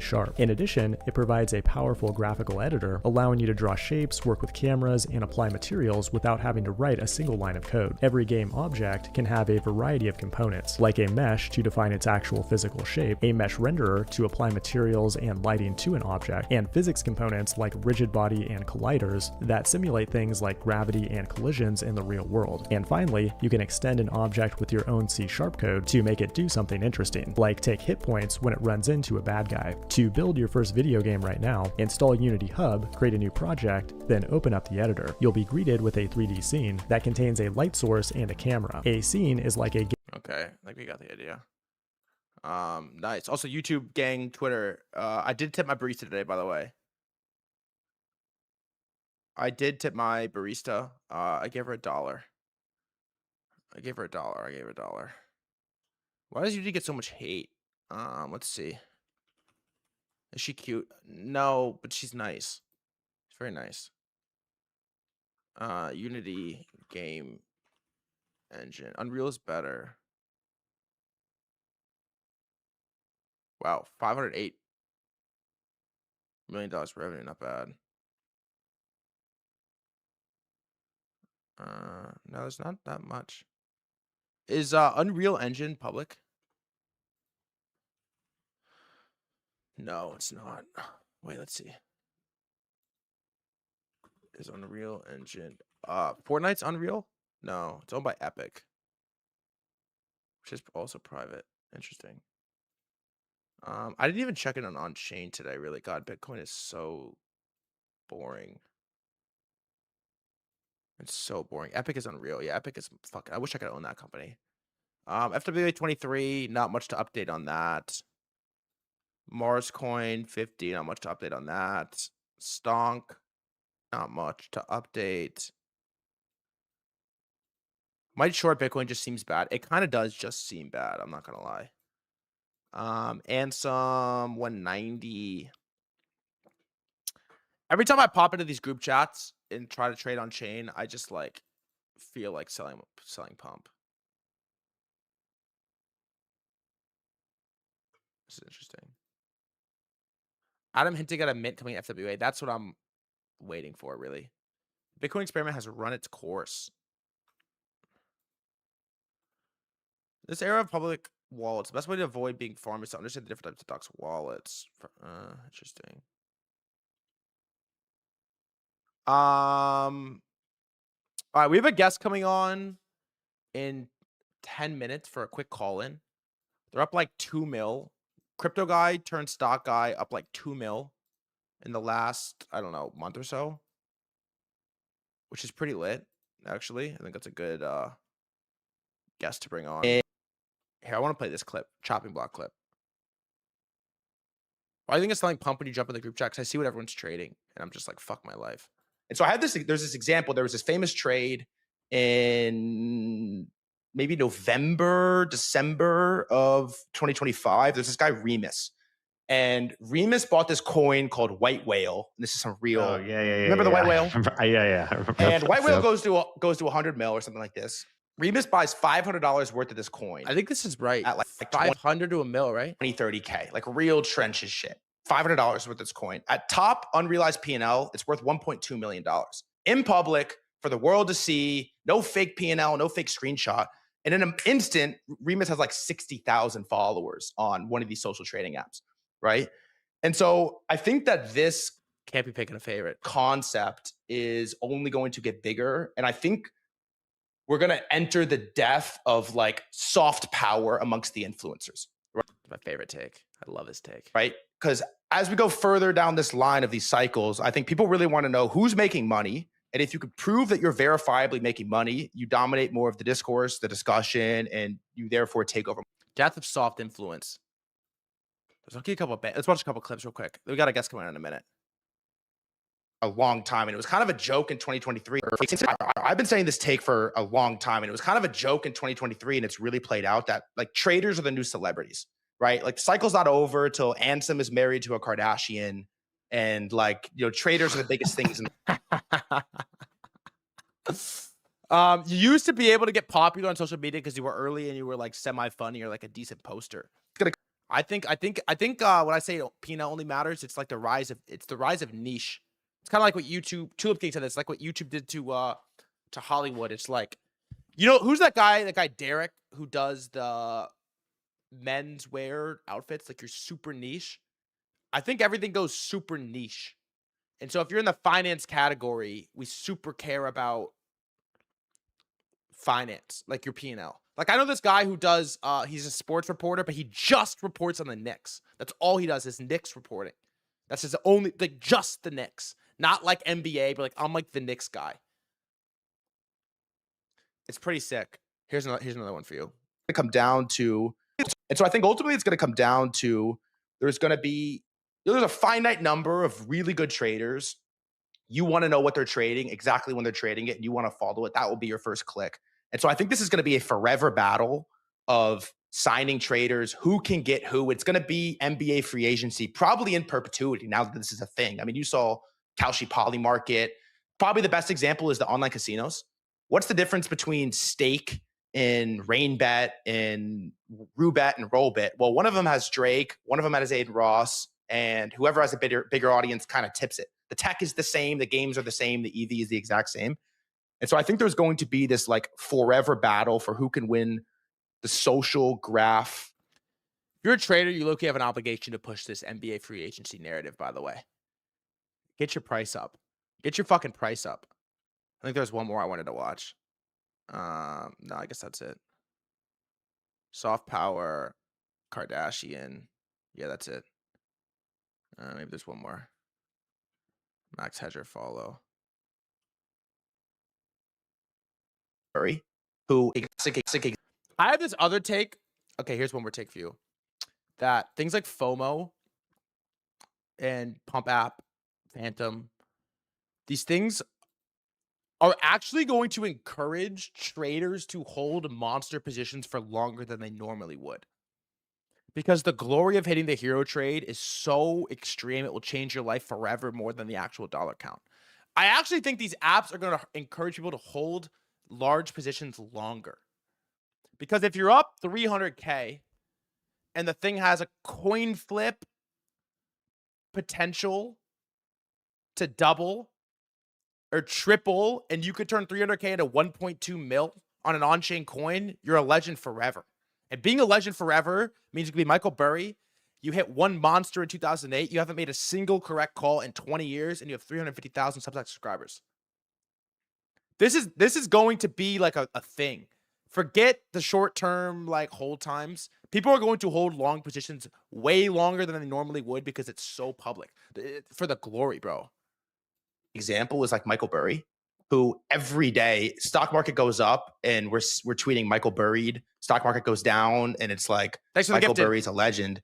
And you look at the Michael Burry story, and I think it's a tale of the glory for one of these monster trades is that 20 years later and arguably not a single correct call since, and he has like 350,000 subscribers on the Substack, right? Michael Burry is a finance legend forever. You look at a flood and the type of outcome he had on Hyperliquid, and he could never make a correct call for the rest of his time, and he will have unbelievable amounts of financial capital that follow behind him. Classic example is like Michael Burry. It's facts, bro. You heard Rasmus say, he's like, I don't trade for P&L, I trade for Aura, bro. I trade for fucking Aura, man. It's sick. Have better. All right, last clip, and then we got a guest coming on. Last clip. Right. Do you think this is a pendulum? The take is is it pendulum of like Gen Z people trading forever? And like, okay, maybe the next generation, they're doing a little bit better. They have better economic prospects and they will be more risk averse than Gen Z? Or do you think like permanent change, there's just something about the world or something about like the social contract that's just not going back to the way it was, regardless of material conditions? I think it's a permanent change. And I think one of the underlying is the increase in tooling and your ability to get online and start trading. Like when I was 16, you couldn't really get online and start trading. You would like flip sneakers, right? You would flip sneakers. You would do whatever internet hustle you could do. I think the upper stakes for the internet hustles that are now accessible it's just the biggest game in the world. You could just get on chain. You couldn't play the biggest game in the world before. And you could get on Hyperliquid. You can get a Phantom wallet and you can get on Polymarket and you can just play. I think I don't look at it doomer. I look at it pretty optimistically, but I think that every generation that comes after mine is just going to be comfortable with risk, comfortable with these assets. Everyone you see on the internet either has a gambling deal or a trading deal or is posting a P&L. It's just where Trump is selling a paid group and he's tweeting buy ticker PLTR, right? It's sort of integrated itself into culture. Like trading, it's like the S&P price president. It sort of integrated itself. The S&P price president, man, oh man. The S&P price fucking president. The S&P price president, bro. All right, our guest is in the waiting room right now. Let's bring him in for a quick call, and I got a couple topics. Diligent Plane is our guest today. Here he is. From 50K to $1 million trading shares, no options. He's never traded an option. He only trades shares. That 50K is now worth about $2 million at current prices. I'm bringing him on right now. If you're watching on YouTube or Twitter and you want to chat, twitch.tv/threadguy. It's just going to be a quick call in, 15, 20 minutes. If you love him, 20. If you hate him, 15. And it's going to be a fun one. I'm going to get off real quick, fill up my water. When I come back, we will have our friend on the stream. By the way, it was pretty cool. He posted a P&L. I never met this guy before. Didn't follow him. Posted a P&L. And then somebody replied, you should do an interview. And he's like, the only interview I'll do is like threadguy or Rasmer. I'm like, okay, that's sick. We're becoming the spot you go when you make a ton of money. You get in the stream. It's lit. All right, baby.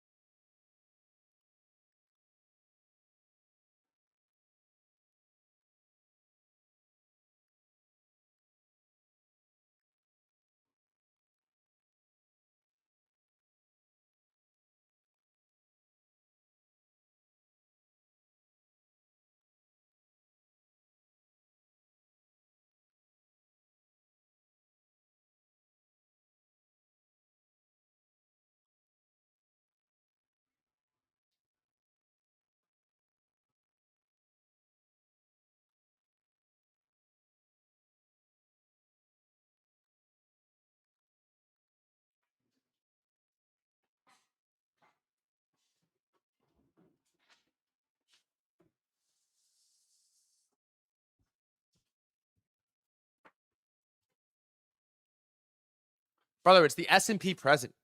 It's the S&P president, man. I got a few more takes to give once he gets off, by the way. Some things I want to get across. Also, if you're watching on YouTube or Twitter and you would like to chat, twitch.tv/threadguy. Luke, my computer's off. Can you type in Twitch chat if he's good?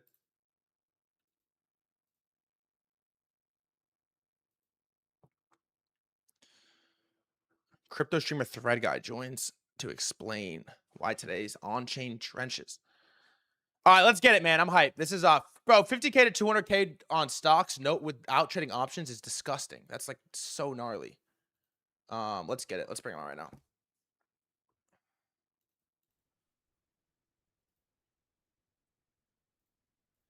Yo, yo. What's up, thread guy? How are you, my brother? Diligent Plane. What's up, dude? How are you? Chilling like a villain. Chilling like a villain, man. I always see you on my feed. I used to be a crypto guy, and I like how you pivoted. Just want to give you that credit for that. Wow, thanks, man. I was kind of hyped. You posted P&L, and you're like, I'll only do threadguy or Rasmer or Mitt. Like, I'm hyped. I make that list. Absolutely, I'm a fan. I'm a fan of all three of you. You guys do great work. Okay, we got a lot to talk about.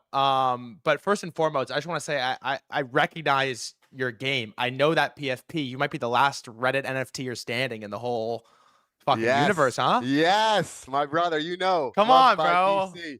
One of my favorite NFT artists, and he stopped doing it, but man, he was great. True to this, not new to this, man. I remember trading the Midas, the gold ones. Come on, bro.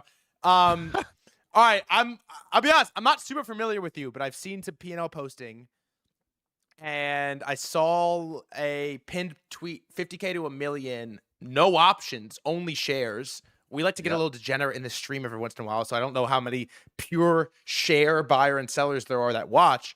And I think as of the latest portfolio post, it's like, I don't know, 1.8, 1.7. Like, tell me your story. Like, tell me your story on running the portfolio up. So yeah, like a year ago, I had like 50 grand, right? And I don't know if you remember SBET, but SharpLink Gaming. Yeah, of Joseph course. Lubin, he's one of the co-founders of Ethereum. He came out with the ETH treasury strategy. And remember, I said I was a crypto guy. So I thought that was kind of brilliant because I saw the success MicroStrategy had. And there was no ETH treasuries at the time. So this is before BMNR and stuff. So I put Was it before grand. BMNR? It was. It was. Yeah. BMNR came after that. It kind of copied them. But they instantly were buying ETH and then like staking it. And I thought that was kind of cool because they were collecting yield. I was early. So I bought it at like $8 a share and it had a crazy run. I went to 40 and I ended up selling covered calls on my position. So I was selling covered calls, constantly collecting premiums. And the premiums started getting crazy as it started to run. And I got called out of my position at like, I think $25. So I ended up being a 3X, and I collected premiums along the way. So I turned my 50 into like 200. So once I had 200, now I had it was pretty nice. Definitely a good, and there's always an opportunity like that. Like I will tell most people, like, don't try to buy pre-revenue, dog water and stuff. But Joseph Lubin was a co-founder of Ethereum. He was co-founder of Ethereum, yeah. So I was willing to jump into that. So I then have 200 grand.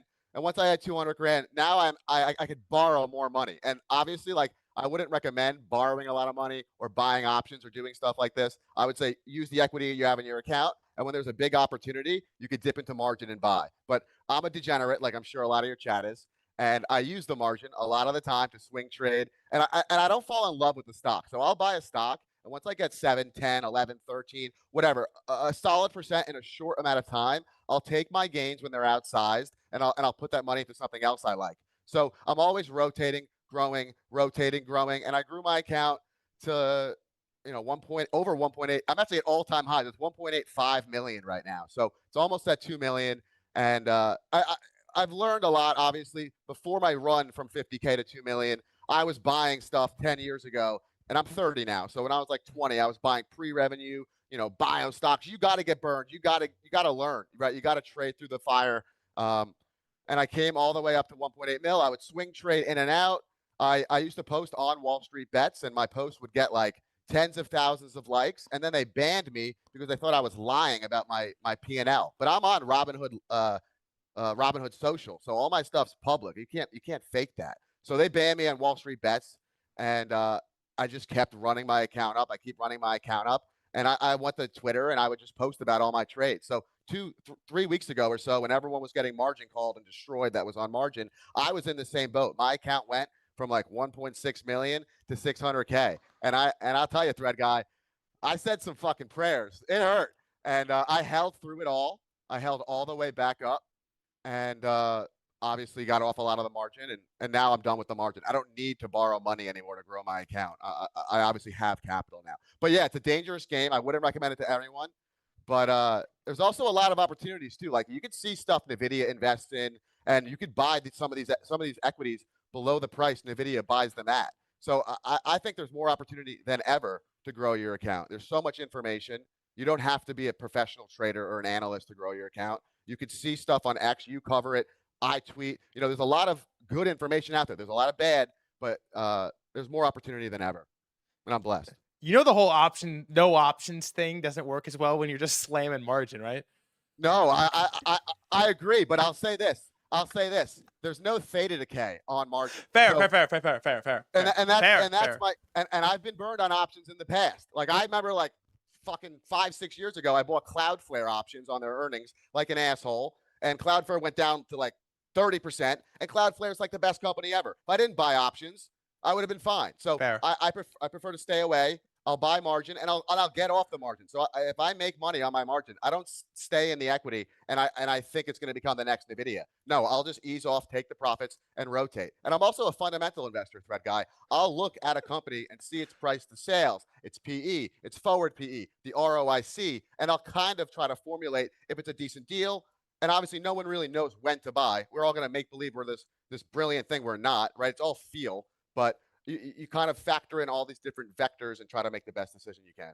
Okay, Diligent, tell me some of your biggest wins. You had the SBET one was a because I mean, dude, to get 200 to 2 mil, like you got to stack some monsters on the way. Like, what were your biggest wins? What do you think you did really well on the way up? And like, what spots did you play well?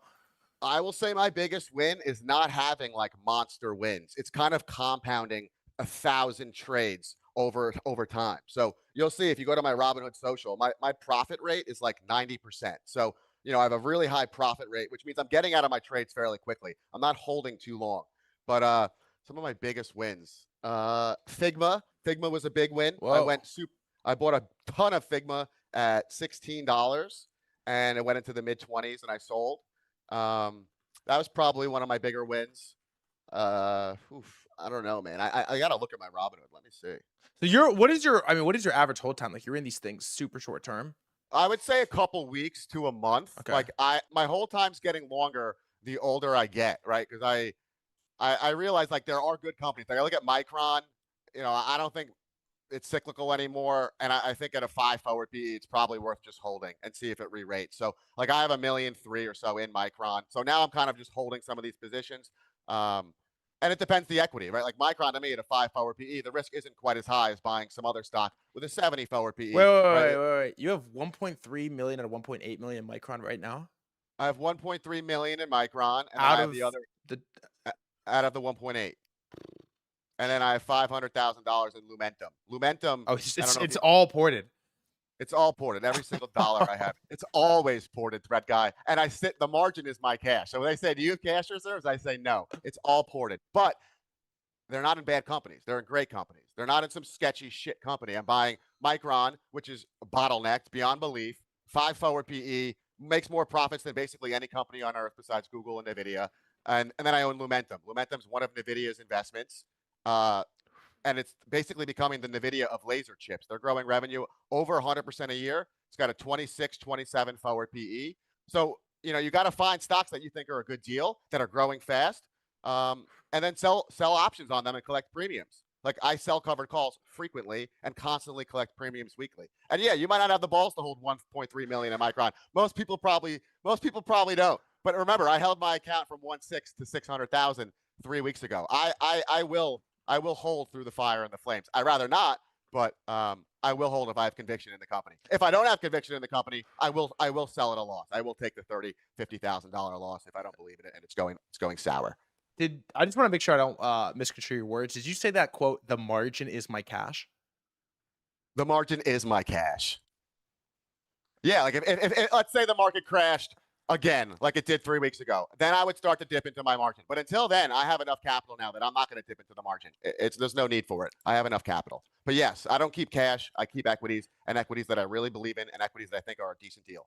I don't want to ask personal questions, so don't have to answer if you don't want. But I'm curious, just for like trading strategy. Are you a full-time trader, or do you work do you have a job outside of trading?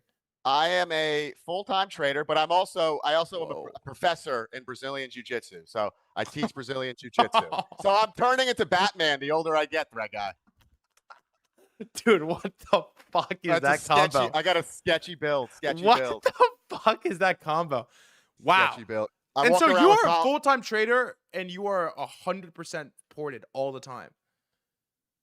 Yeah, I mean, yeah, most of the time, basically 100%, if not 200% or 150. Like a lot of the time, I lean into. Wait, what do you mean 200%? What does that look like? Margin. That's margin. That's me tapping into the margin. But right now, no, I'm off margin. If you follow my Twitter, if you go back like 2-3 weeks, you'll see I was down.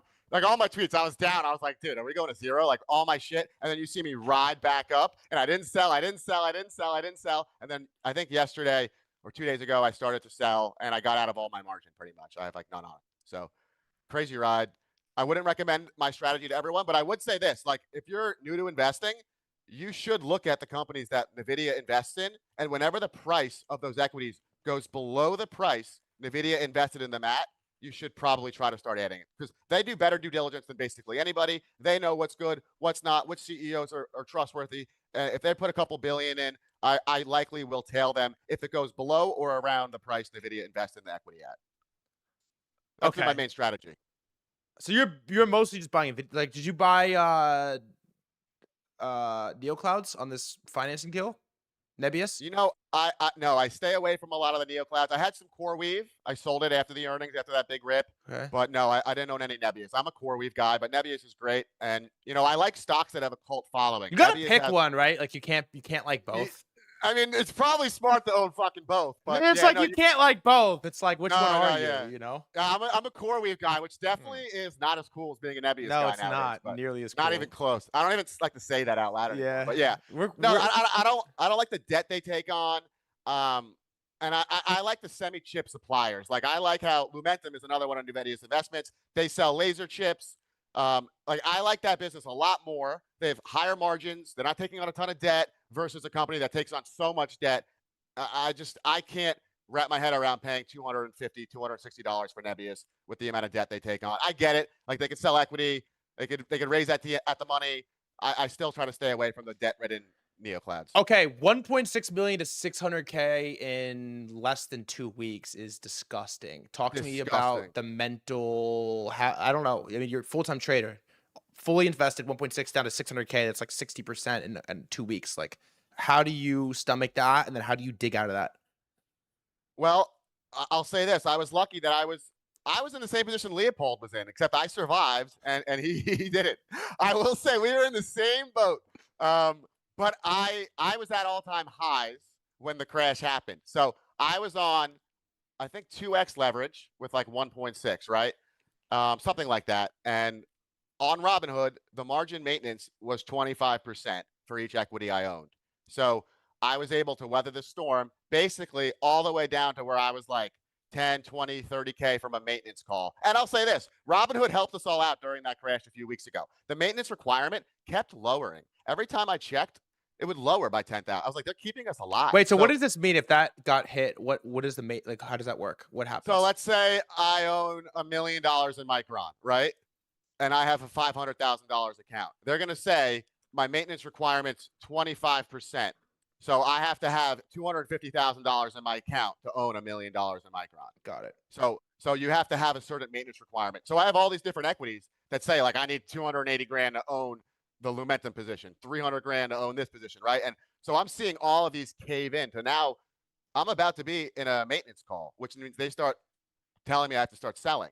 And I knew though, if I sold threadguy, and I wouldn't be able to get back the same amount of margin I was borrowing when I was on at all-time highs. So I had to make the decision of, wow, this can get disgustingly bad so quickly from 600K to zero with this much leverage. Or I hold on, I don't sell, and then I'm still holding the same amount of leverage I was holding Because if I sold and then rebought, I would be buying back in with a fifth of the position or something. You know what I'm saying? Because I wouldn't have the same capital. So I held through the margin, went all the way back up, and then got off the margin past where I was, made a couple hundred extra K. But yeah, I would say it was dark, man. Like I didn't feel great. I felt sick in my stomach. You know, I have to like hang out with my girlfriend and her family and act like I didn't just lose $1 million. Like it was tough. But I would say being experienced as a trader, I knew that the best decision I could make was make no trade and just hold my position. And I know how fast this market can change. You see Gavin Baker bought like $300 million of Lumentum? No, I didn't see that. When that happened today? I think he 13F just filed today, like an hour ago. I have covered calls. I sold 950 covered calls expiring today, and it was like 890 this morning, 880, and now it was 950 when the call started. So I'm like, am I going to get exercised? I might. I don't know what the price is right now, but I don't know if I have to sell, I have to sell. That's the key. Do you want me to tell you the price or no? Yeah, tell me the price. Hit me with it. I hear a gasp. 941. Okay, that's perfect. That means you know how cover calls work, right? Sort of. Explain it. So I own a bunch of. You're a gasp. Like what? Okay, go ahead. So I own a bunch of Lumentum, right? And they had earnings this week, and I doubled down, obviously, because I'm a sick bastard. It went into the 700s. I doubled down. Earnings came out. It shoots above 900. So I sell off the margin, and I keep my remaining 600 shares. I've been holding Lumentum now for over a month, maybe like a month and a half. And every week, I've been picking a price and selling covered calls on it. I collected over $50,000 in premiums the past month by just picking a price I'm okay selling at. Lumentum doesn't quite hit it, and I keep the whole premium, and I've kept my shares. So I did it again this week after selling off the margin. I made like 100 grand or something, and I kept the remaining shares. I sold covered calls at 950. So Lumentum has a really high IV. If you look at all the equities, it's top 10 on IV basically out of any of them. So you get a crazy premium for a great company. So I sold 950s. So if it hits 950, I have to sell my shares. If it hits 950 and they exercise me by 4 o'clock today, I have to sell my shares at 950. But I also got to keep the premium. So it was like $14.30. So my average sell price would be $964.30 if I get exercised. But I don't think I'm going to get exercised. And if I do, I'm still okay selling because, you know, my price is, I own it at like 700 or something. How are you going to get to 8 figs? Do you think it's possible to get to 8 figs this risk on? I think by collecting premiums, absolutely. I think that it's going to, I think I could turn the account into 9 figs. I think that if I'm 30, so I'm like, I don't know how old you are. I think you're younger than me by a couple of years, but 24. I don't know. Yeah. I mean, we're in this game for a while, thread guy. We are. This is a war. This is not just a battle. Like this is going to be going on for a long time. You are a lunatic. What do you think is going to happen? Okay.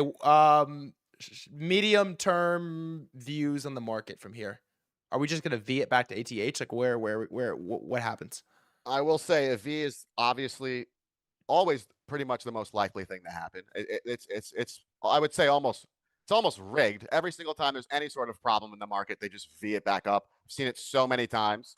So it's likely that we keep moving forward, but at the same time, I'm a little risk off, believe it or not, because the war, we haven't gotten like a real update on like 2 weeks now. Are we still like going to bomb them or are we making a deal? Like, I don't really know. So and an interesting thing about that is if you know who Alex Karp is, the CEO of Palantir, like 3 or 4 weeks back, he said, there are things going on there that the public would be pleased about. Something like that we don't know about. So I like to think that we have people on the inside of Iran that are like working with us. So I don't know, but I try to stay away on too much margin right now because it's elevated. We V'd up. I still have crazy holdings in Micron and Lumentum, but I would be a little wary. I think that any weakness, you should buy stocks you have conviction on, but I would stay, be a little wary of the situation because who knows? You said you're a little risk off. I am. As in, like I'm not on crazy amounts of margin right now because we V'd up and it's Friday, meaning, as soon as the market closes, Pete Hegseth goes, we're bombing Iran again, and then I would lose $1 million. So I decided to take my chips off the table. I'll wait and see, right? I still have great companies. So, I mean, that's the way to do it, right? When you actually borrow money, you are the broker's bitch, thread guy. If I'm borrowing money from the broker, you are not free from the broker until you sell it. So I feel like you have 100% of your port is allocated though. Yeah, it should be allocated. What else am I going to do? Keep it in my Chase account? Like, no, dude, I'm going to buy Lumentum stock. It's growing 100% a year. They're becoming the NVIDIA of laser chips. You have to have conviction. What does that mean? What does that mean? What do you mean the NVIDIA of laser chips? Okay, so, oh God, we're going to get into this. So, like, all of NVIDIA's investments, there's a reason for their investments. It might be they might be thinking a couple years in the future with their investment, but like, if you look at their real investments, like Corning with their Corning's a glass maker. They make the iPhone glass you use on your phone. That's one of NVIDIA's investments. You look at Lumentum. They make the laser chips. I think that there's a reason for this. They're seeing the scale out of these data centers becoming an issue. When you're building all these data centers, you're using this copper wiring, and it gets hot, and it's not that scalable. It's much more efficient to transfer data through light, and you do that with laser chips. So Lumentum is kind of in a unique position where they have the largest market share in laser chips. They have NVIDIA investing in them. They have a great CEO, this guy, Michael Hurlston. He hasn't missed earnings or revenue one time. I just think that there's so much opportunity if you just look where NVIDIA is looking. Like, don't try to be smarter than everyone and go on Twitter and buy some shitty stock some guy tweets about. No, let's go look what Jensen Huang is putting their free cash flow in, because they have too much money. And you look at laser chips, you look at glass companies like Corning with their optical, their fiber. I think that it's going to be pretty obvious that Corning's revenue is going to explode in the future. Lumentum's revenue is going to explode in the future. And I want to own them now. I want to buy them below $1,000. But you have to be risky. And when I look at some of the equities that NVIDIA invests in, like Corning, it doesn't look as attractive right this second versus a Lumentum. Lumentum's growing 3-4 times as fast. It's way cheaper on a PE. So you have to be a fundamental investor too at the same time. You're mixing a bunch of different things.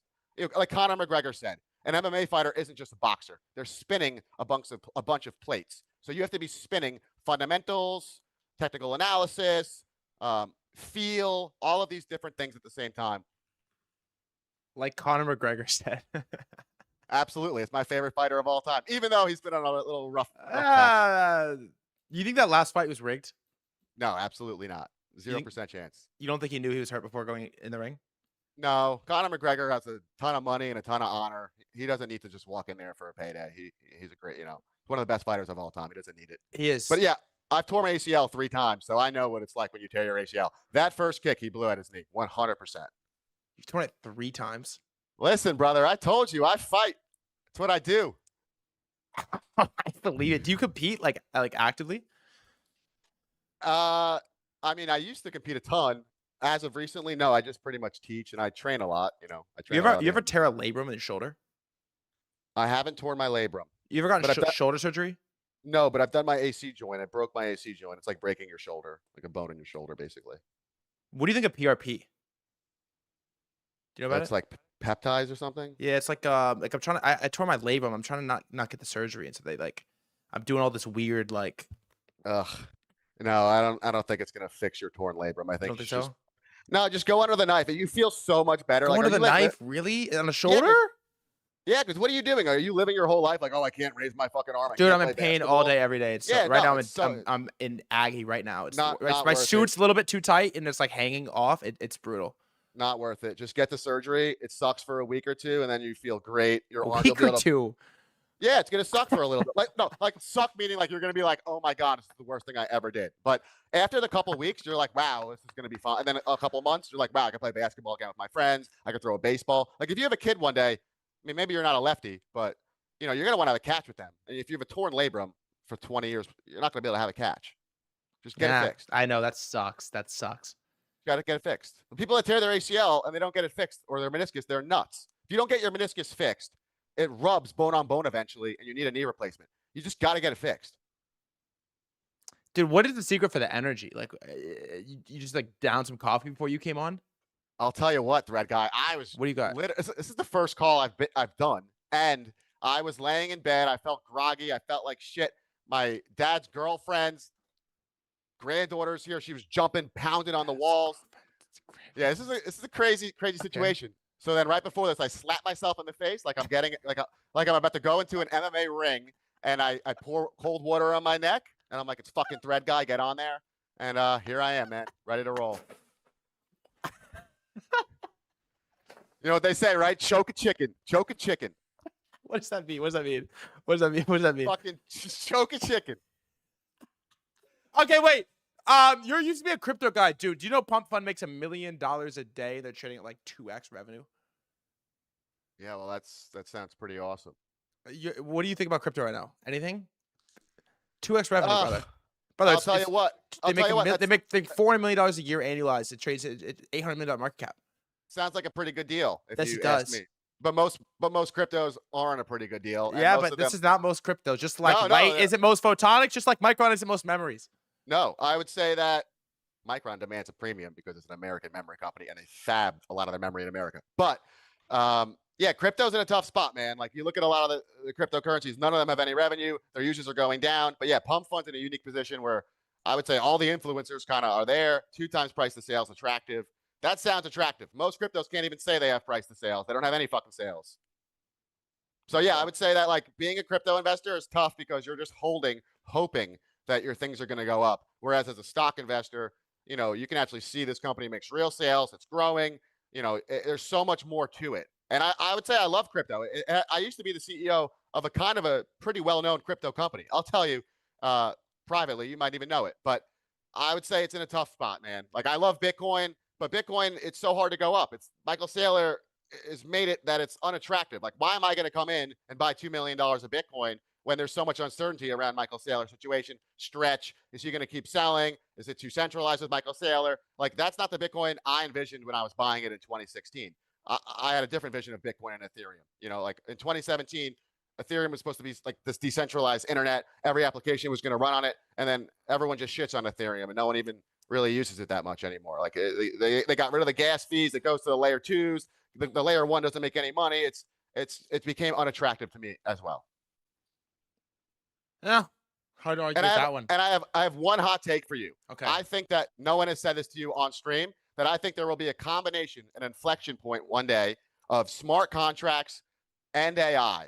And there's going to be some businesses made that will become billion-dollar businesses that integrate them off the rip, where you're going to have a business basically running itself off of the smart contracts, right? Basically build a factory of smart contracts that do different actions.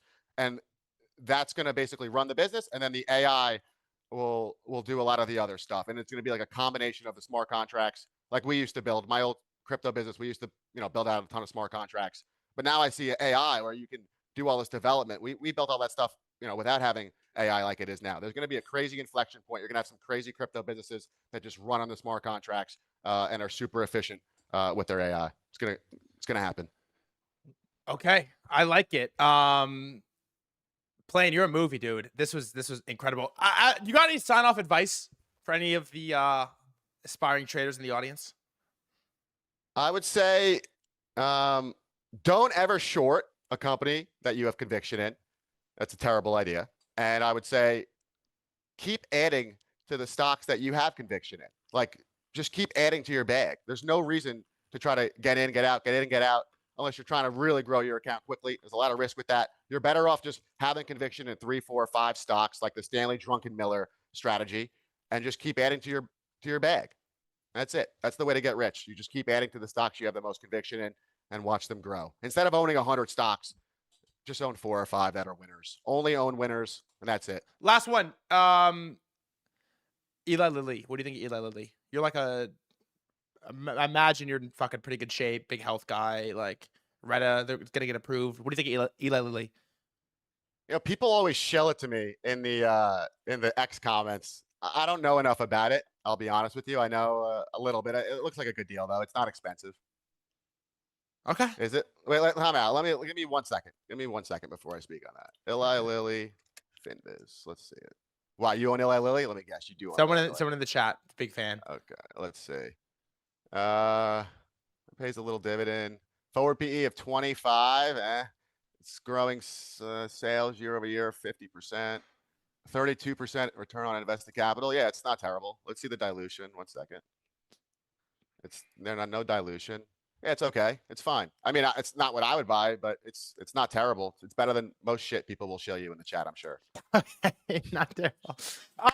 Dylan, playing, you're a movie, dude. This was an absolute pleasure. I would hope I'm rooting for you, and man, I hope you can come back on at 10 mil all-time P&L. I really hope it happens, brother.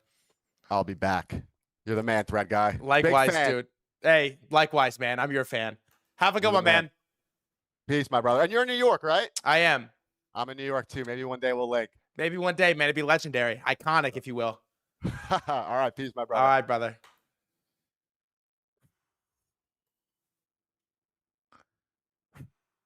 Man.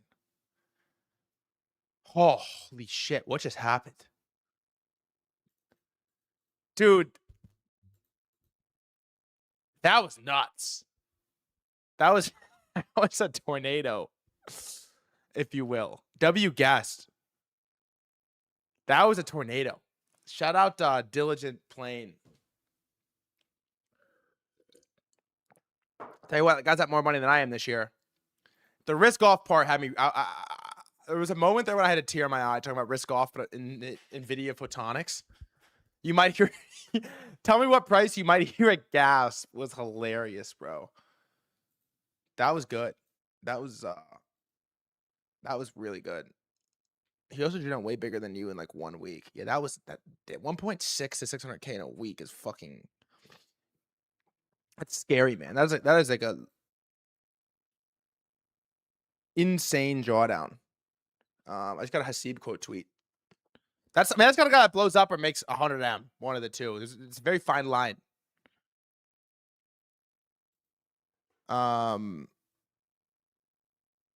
This week, like I said, I want this to translate the trenches for us. We're OG trading against plumbers. FOMO versus pump fun. Why social trading is suddenly wrong.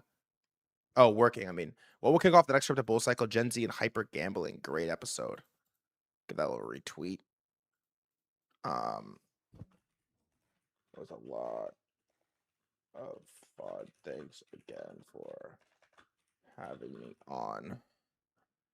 Yeah, that guy was movie. Also, he's like, I'm a jujitsu coach, and I'm fucking. That's the kind of guy that marries Tom Brady's wife.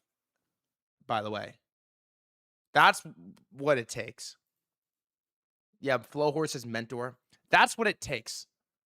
Really, that's what it takes. You want to marry Brady's ex-wife? That's what it takes. It just is. There's levels to this fucking game. Levels to this game. See if the chopping block posted any good clips. Follow them back. Why not? I don't agree with this, by the way. Tell me if you agree with this. I don't agree with this. Maybe I do. Maybe I don't. My take. I don't know if I have a more pessimistic take than Tarun's going to have. I think the answer. I mean, so clearly the proximate cause is Robinhood, right? Like this happened after Robinhood came to town, and all of a sudden, when you know, FOMO's pumping and pumped out fund is pumping, and suddenly the trenches are alive again, even though it doesn't really seem like there's new money. And that's I think the clearest signal of what's going on is that I think this is. Agreed. There is no new money yet. Yeah. Actually, us, or I should say, the trenches, trying to front run the signal of new demand that they think is coming in. Is like basically, okay, the Robinhood crew is going to come in, they're going to buy our bags. They're going to come in, they're going to buy Memecoins, they're going to buy Cash Cat, they're going to buy all this stuff. And I think actually what's happening is that very little of that is taking place. I think there's actually very little new money that is coming through Robinhood. Almost zero. Pretty much, yeah. I think it's almost all crypto native money. But I think it's people pulling some of the money they had off market into the market. So, you know, they were chasing the iTrade, they were in metals or oil or whatever. And they were like, oh shit, all these normies are going to come in on Robinhood and they're going to buy a bunch of stuff. Let's get back in and like buy whatever the new asset is. And so I think like a lot of the money that's chasing now Cash Cat, a lot of the money that's chasing Ansem, it's almost like front running the demand that people think is going to come because, oh, you know, Vlad's a big dude, Robinhood's got big distribution. And I think if that demand doesn't materialize over the next 3 to 6 months, I think you're going to see this pancake again. Because at the end of the day, like, the meme coin game, a lot of people get paid along the way, right? The vamps are getting paid along the way. And so for the vamps to get paid along the way and for other people to also be making money, you need new capital to be coming in top of funnel. And if there is no new capital coming in, eventually the merry-go-round stops and everybody gets a little bit sick of just going in circles. I like our odds at 6 months. I do. What?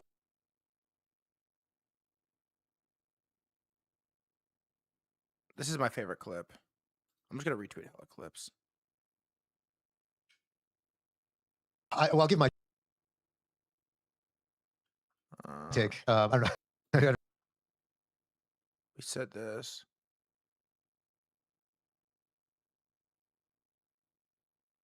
I said this one. Oh, wait. I just saw a good one I liked. This.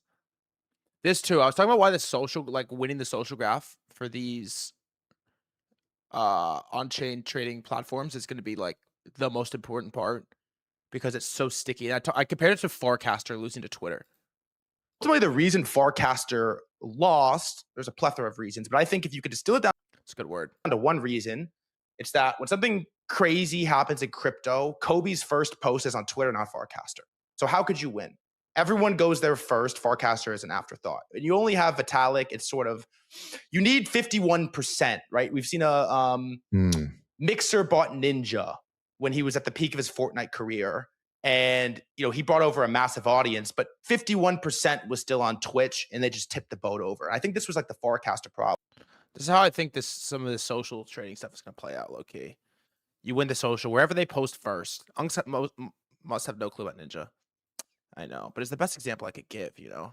Like, what else do you want from me on the Ninja side?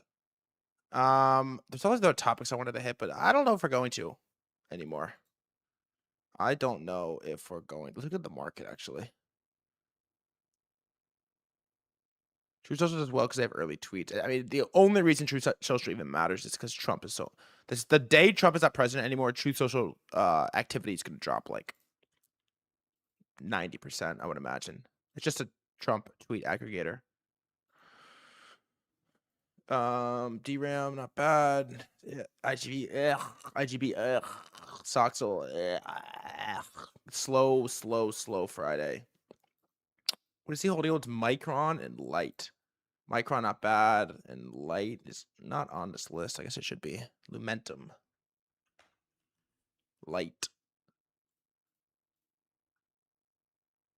Not bad. It's green today. Well, it's up a lot today. 6%. Oh, is that Gavin Baker? Maybe. 6% today. Is Unity up now? If I want to get into stocks, where do you go first? Such a tough question. I think you just gotta start you just show up every day to stream is what I would say. You gotta start watching shit. Nah, Unity's not up on Gavin Baker. Interesting. We're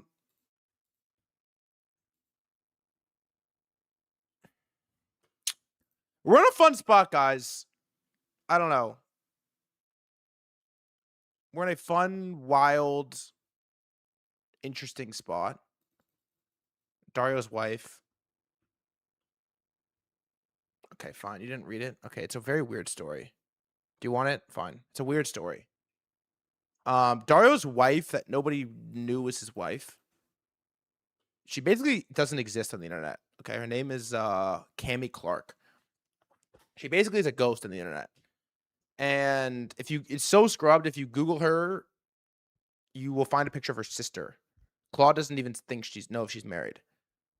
But apparently she's been an influential force in his career. Introducing him to Eric Schmidt, one of Anthropic's first investors, who she previously had been in a 3-year relationship with. But there's this story that came out that she built this porn company, and there's all these messages of her trying to convince Jeffrey Epstein to invest, like after Epstein had all of the like weird child stuff case thing going on. And there's some crazy things that are getting posted on Twitter. And it's like, you're trying to get Jeffrey Epstein to invest in her free luxury porn company. And there's this DM like, "Hello, Jeffrey. Hope all is well with you. You popped into mind the other day when I was meeting with Jennifer Zuccherini, who started She's raising a round of funding for new lingerie and ready-to-wear line she is launching. E-commerce aside from model, her aesthetic, if you're interested, execution, we'd love to catch up with you over lunch." And he says, "I'm sorry, who is this?" And she says, "Cammie Clark. John Brockman introduced us last year at TED. We have the free luxury porn company. Does that ring a bell?" Who's John Brockman?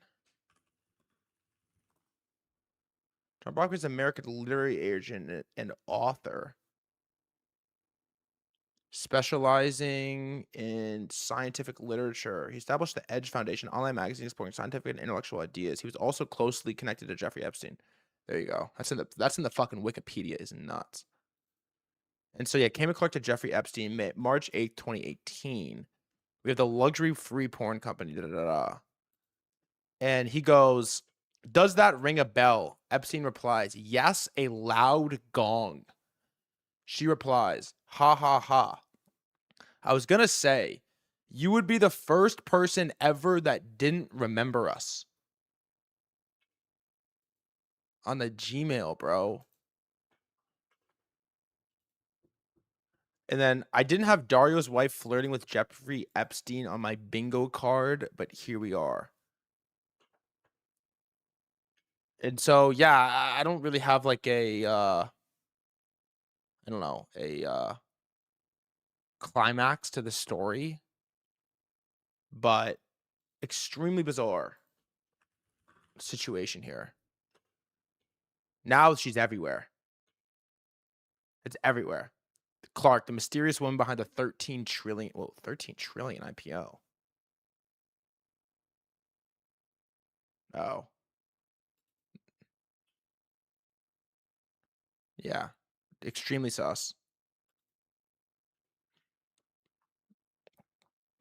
So yeah, Wall Street Journal ripped an article into this. I guess this is that like pre-IPO FUD that you start ripping. But she didn't even have a picture online. Now she's everywhere. That doesn't sound like some intelligent asset. Yeah, I mean, not even having a picture online is crazy, but I don't know if it's the pre-IPO, like this is what it's like when you run for president. But Anthropic IPO. Here you go. It's not looking like it's hurting their IPO chances whatsoever. 72% chance Anthropic IPOs. But yeah, this is a bizarre story. And it's a little weird because this is like, I think the Jeffrey Epstein conviction was like 2009. She's Dario's wife, brother. It's Dario's wife. When was Epstein first conviction? Yeah, 2008. After pleading guilty in Florida State Court, charged of soliciting prostitution and procuring a person under the age of 18 for prostitution. He received an 18-month sentence as part of the controversial non-prosecution agreement. And then 4 years later, in 2012, she's asking him to invest in her luxury porn site. It's like I don't know. The porn industry is so fucking demonic, man. Get me away from that. Kind of horrifying, really. Yeah, like this is March 8th, 2012. And so this woman is Dario's wife, who was the ex-girlfriend of Eric Schmidt, who's 43 years older than her and is the first investor in Anthropic. Is that the story?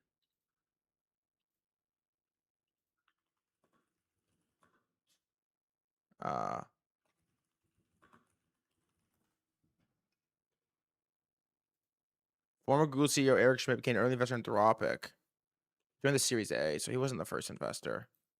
Yeah, it's everywhere now. Introduction. The connection to Anthropic co-founder. Google AI is so good.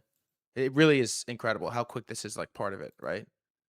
The connection to Anthropic co-founder and CEO Dario Amodei was facilitated by Cami Clark, who previously had a multi-relationship with Schmidt and later married Dario.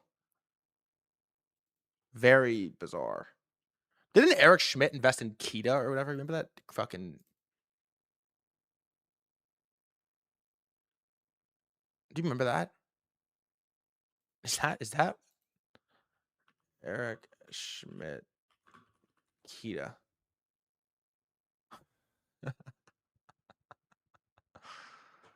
Oh man. Cryptocurrency, brother. Oh man.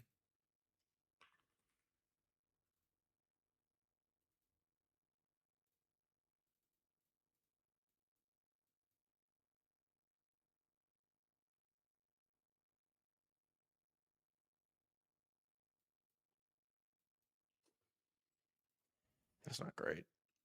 Yeah,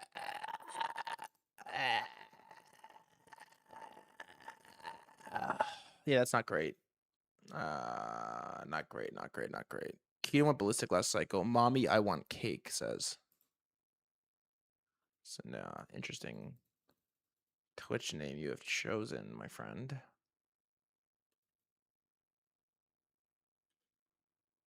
That's a very interesting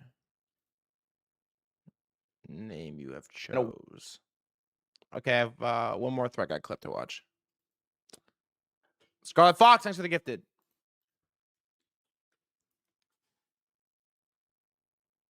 Where I think this transitions is like, okay, in a world where there's zero friction to deploy, maybe the tokens that have friction do really well. That you can't. I showed Ansem coin to Hasib, by the way. Just vamp. Like, for example, let's take Hyperliquid. Obviously, it's not a meme coin, but you could copy paste. Why isn't Phoenix on Solana as big as Hyperliquid? Well, all the biggest traders are on Hyperliquid. They have the volume, they have the open interest, they have liquidity, they have the network effect. Hyperliquid is sticky. What they have underlying is sticky. Hyperliquid, therefore, can't just be vamped by like somebody deploying a copy paste fork of the code. I look at the Ansem coin, right? It's a creator token, But if Ansem coin goes to $50 million market cap, you can't just like deploy a second Ansem and vamp it. It's like, no. He's staked his reputation, his trust he's earned within the community over like, 10 years to build this token, put his likeness behind it. You can't vamp it with other Ansem token. And you also can't really vamp it with threadguy token because Ansem is bigger. And so there's some friction to deploy this coin. You could even look at, I look at FWA. I think it's kind of an interesting asset on ETH. It's one of these gotcha platforms. You could deposit NFTs. You could back them with ETH. It's like a two-way gotcha, sort of gambling NFT mechanism. It's very interesting. You could copy paste the code. I don't really think it's that complicated, but you can't copy paste the like 50,000 NFTs and $10 million of value within this ecosystem. Did you take an Adderall before you were cooking? No. That shit sucks. It probably would make me sound retarded. Sorry. Actually, no, it would make me sound retarded.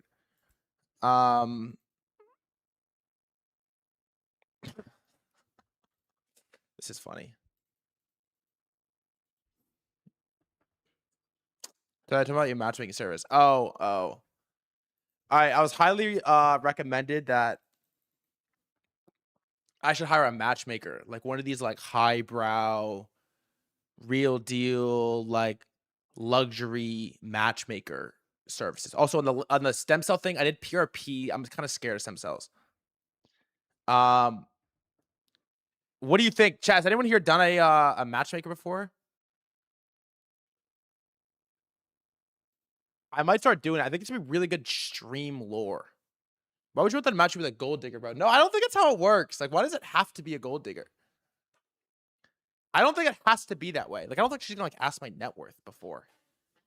Why are you asking? So the whole sister saga with the sister going, yeah, but it turned into a disaster. The sister thing, the matchmaker sister thing was a mess. It ended. The matchmaker sister thing ended really bad. It was so stupid. Did you get your money back? No, I never made a fucking deposit. That was such a whack fucking. That shit blew. Wasn't the chick you told that you manage a hedge fund and matchmaker? No, it's a different girl. And she called me out. She asked me like, what if I had my forms? I'm like, what? I just bought you a drink. Fuck you.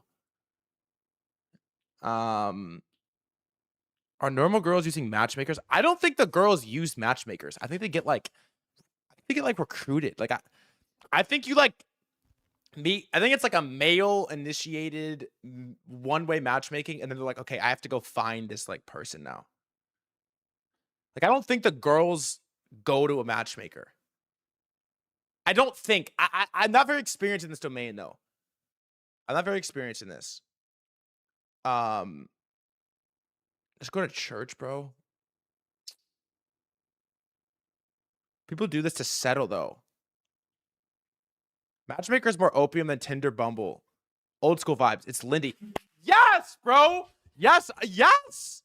Good take. Wait. How long have matchmakers been around for? This is such a good take.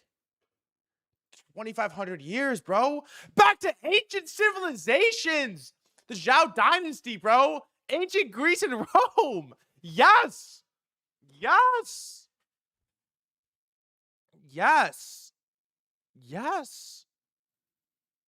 2,500 years, bro. How old is Tinder? 14 years. Like, you can have my wife. How does the matchmaking business work?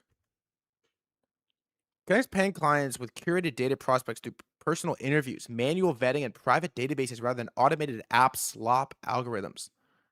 How much does it cost? How much is a high-end matchmaking service for men? Wait, if you're high value man, dude, yes, Lefty. If you're a high value man, you're busy. You don't have time to date. You hire a matchmaker to curate your options, and maybe it takes maybe it takes a month or a year, but you don't filter through poop slop to find a gem. Bro, yes. This is my thought process. Where I'm like, yes. It's like I'm trying to deliver a fucking gem of a stream every day to y'all. And then I can't go to Pilates at 6 a.m. because I'm running on the roof. How can I okay, here's the thing. If my wife goes to Pilates at 6 a.m. during the week, every day, that's where she goes. And I am running on the roof to prepare for stream at 6 a.m. every morning during the week. How is that gonna work? How is that gonna work? If she's at Pilates and I'm drinking a cold brew running on the roof, stretching out, preparing for stream, how is that gonna work? How would I go find her at Pilates? It's not possible. It's not possible. She's at Pilates at 6 a.m. I'm not there. I can't be there. I cannot be there for her in this moment. Now, this is the problem, by the way. This is a problem. It's between $25,000 and $150,000 per engagement. What does that mean? Per engagement? Like per date? So, okay, so I said this to Malcolm. I'm like, all right, look, it's probably really expensive. Like, I don't want to spend $10K on a date. And he's like, well, how much would you pay for a girlfriend that you love? I was like, fuck, a lot. And he's like, okay. Maybe it's one of these situations where, like, you know how you match with, like, an Airbnb? And then you text the guy off the record, like, yo, send me your number and we can cut the fee off. I'll Apple Pay you and we can arb this fee.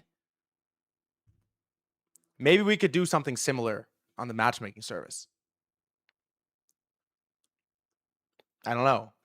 These matchmakers just have friends they throw out there for dates and give a cut, bro. It's a scam. But why would that be a scam? Wait, let's see. Just join a run club, but then I have to fucking run, bro. It's like it has all these prerequisites that I don't want to do. Matchmaking service business. Let's see. Oh, I don't. God, this might fucking. Matchmaking business.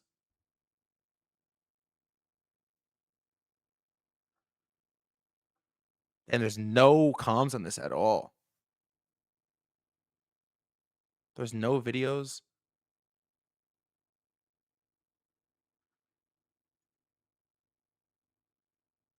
Here's what I'll tell you, though. Here's what I'll tell you. The Hinge shit is fried slop. Complete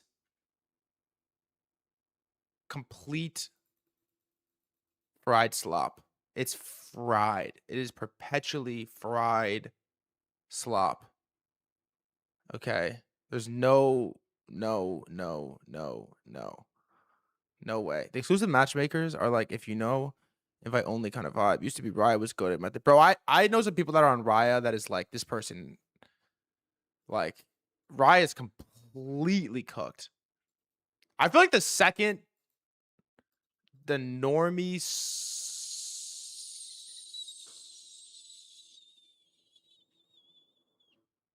Apparently, one of the highest revenue YC companies is a matchmaking app doing like $1 million a month of revenue. It's not a dating app. It uses AI to match women for friendship with other women due to loneliness, which is very fascinating because Bumble needed to lean into this hardcore, but obviously failed in all facets of business for the past like 6 years. Kind of ironic since the zeitgeist narrative from the mainstream is always about men's loneliness. Raya is super fried. And then the problem with the Raya thing is it only works if like Messi is down to sign up or whatever. But then if you have like complete randoms on there, they just get screenshotted and tweeted. And like, Like, I almost can't be on a dating app, bro. Like, how could I be on a dating app? Because then if you saw my shit, someone tweeted my shit out, my Hinge profile, that's like intergalactic aura loss. It's like intergeneration aura loss, bro. Because, like, you got to go hard on your profile. Obviously, you got to go hard. And then your shit gets, like, that's so fried, bro. Like, it's just like, it isn't even fried in the sense of, like, oh my God, you're so cringe. It's like, it's not like you're so cringe for what you say or post. It's cringe that you, like, exist here. And I mean that respectfully, man. I don't mean that to, like, take a shot at you. Tomorrow's my first day at work. I'm stressed. Advise me. What's your job? But this does directly contradict sincerely maxing, goofy maxing thesis. Ugh, it does. It does. It does. It does. It does. It does. It does. It does. Let's just narrative violation. Is being on a dating app jester in the same or different way as Drake barking? I'm going to manage a WordPress website. I forgot WordPress. Go buy a Claude subscription, buddy. Okay. I think it feels completely different. It's actually, I would actually argue, like, the Hinge gesturing is super artificial. Giga artificial. It's very much a, like, shortcut, porn brain, perpetually fried shortcut. Whereas the barking thing, at least how I framed it, is like opening yourself up and being vulnerable. Like, I don't think Hinge is being vulnerable. Hinge is like, please God, bail me out from this problem. Please God, bail me out from this, like, predicament, this species level predicament I found myself in. How many quick chungus girls have you seen on dating app? Quick chungus. How tall are you? 6'1", 177 pounds, 4.5 abs show at least. Oh, quirk chungus. Yeah, you're right. There's no vulnerability generally. Yeah, exactly. It's actually like the opposite of being vulnerable. It's like fake vulnerability. It's like fake vulnerability. You're 6'1", unexpected. What do you mean unexpected? What does that mean, unexpected? How am I unexpected 6'1"? I thought you were 5'8". Bro, you don't look 6'1". What do you mean I don't look 6'1"? What? You look a solid 5'7".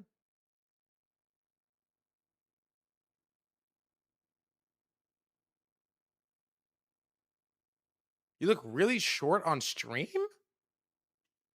You're cute? Wait, hold on. Let me get my fit right. I'll show you my fit. Hold on. I'll stand up. Wait, you guys know I can hoop too, right?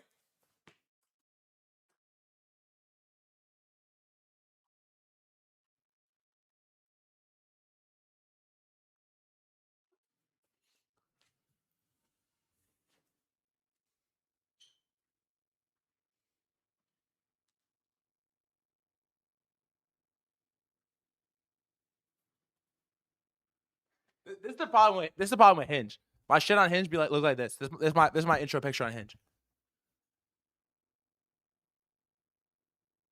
Like, it's like, what are we doing, bro? It's like, what are we doing? What are we doing? You know, like, what are we doing with this? It's so sus, bro. It's so sus. 6'1.5" low key, by the way. 6'1.5", by the way. Oh, it's like a little, like, it's like a belt crossover, bro. 6'1.5", arguably, my brother. Do the AOC stuff too. Okay, we can. Yeah. I don't really want to do AOC stuff. Let's see. Is there a poly for it or no? Roll the ball clips again. Skip AOC.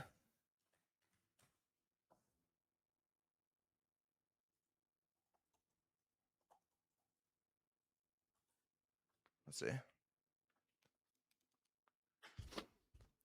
Clavicular and AOC confirmed relationship in 2026.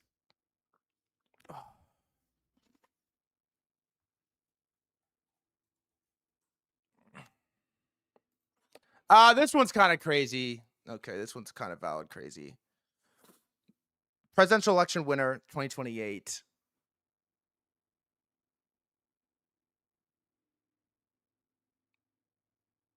AOC's up to 11%, bro.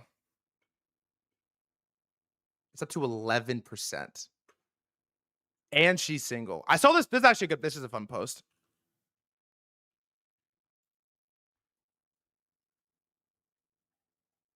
This is a fun post from Signal. I don't need a job, but if I had to choose one right now, the most interesting job on the planet would be the chief of staff to AOC. She's an exceptional candidate with an infinite ceiling. If she takes the lessons in storytelling from Mamdani, both in person and visual production, and creates a relatable message about the future for particularly young people, the game is likely already over. The handful of individuals who decide the election in swing states will instantly have empathy for her. If you combine this with her social media skills, which she already has, my lord, it's like she's built from first principles for the modern cultural environment. And she just broke up with a boyfriend, which is crazy.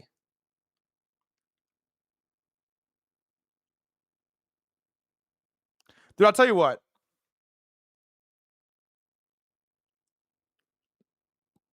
If AOC is the president in 2028, there is going to be lawsuits on a level that like don't even make sense. They're coming for everybody. They're coming for they're coming for everything, bro. They're coming for everything. They're coming for everything. It's gonna get gnarly. It's gonna get fucking gnarly, dude. On the finance side, they're coming for everything. They're coming for everything.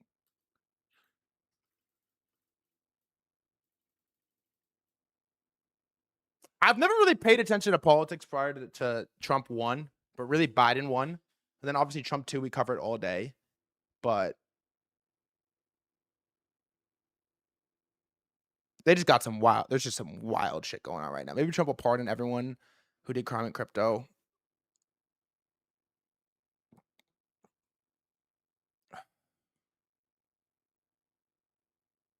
Yeah.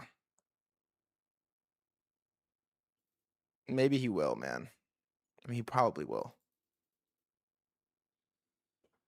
Most of what I wanted to talk about today, we're just gonna keep skipping El Nino until it blows up in our face and we didn't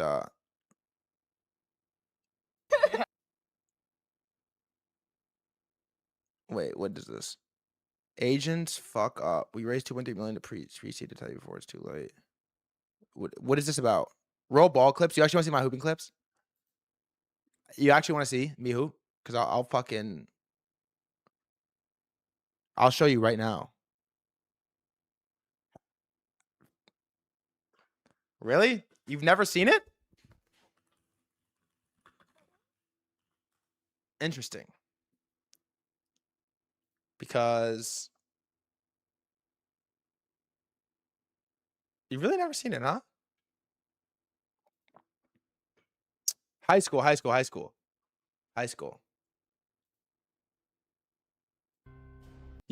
bad do you want to see? I'll show you 6'1" and I'll show you athletic. I'll show you a chopper.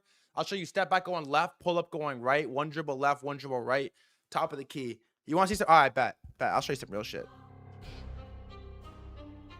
I want the footage of you getting yammed on.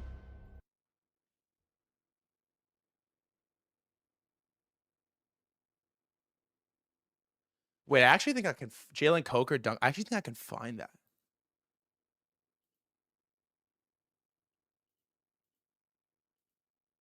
Wait, I actually think I can find that. I gotta log into Huddle though. How do I even get into this? Wait, I think I can find it. Jalen Coker, the Panthers dunking on me. I actually think I can. Tell the story of the NBA player you played against. I already told that story.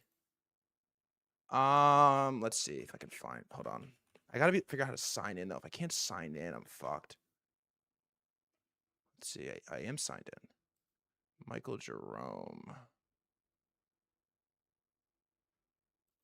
Boys varsity basketball old games.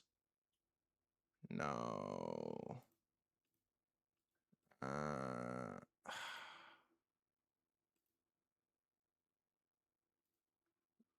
Wait, this is the game. No, this is girls. Fuck, that's the game. It's girls though. It's girls. It's girls. Wait, that's the game. That's the game.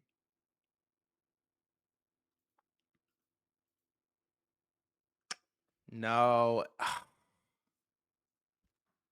Fuck.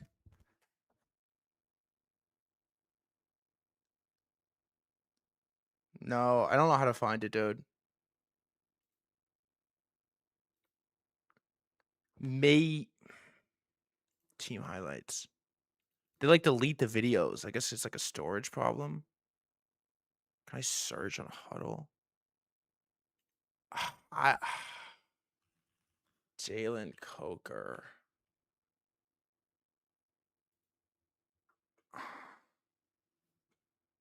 It would be his like senior season highlights. Stonebridge High School. Yeah, this is the game. This is it. I don't know if it has the dunk. This is the game. This is the game. This is the game. This is the game. Wait. This is who it is, by the way. Jalen Coker. Carolina Panthers. Wait, this is it. This is it. Wait, am I about to show me getting dunked on in front of like? Wait, let's see. It was a. Let's see if it's here. Hold on. I've never watched this back before. Hold on. Where am I?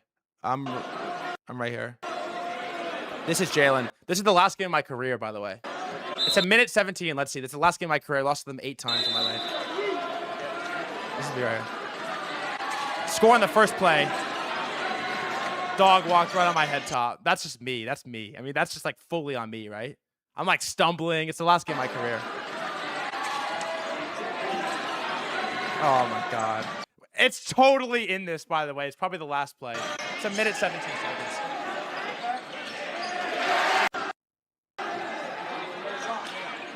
Okay, whatever. This is...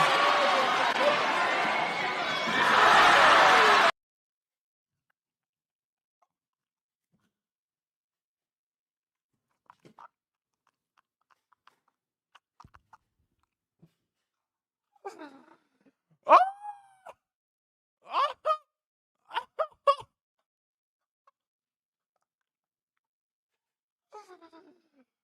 Oh my God, dude. There's like 2 minutes left in the game. I didn't remember it exactly correct. Was it my pass?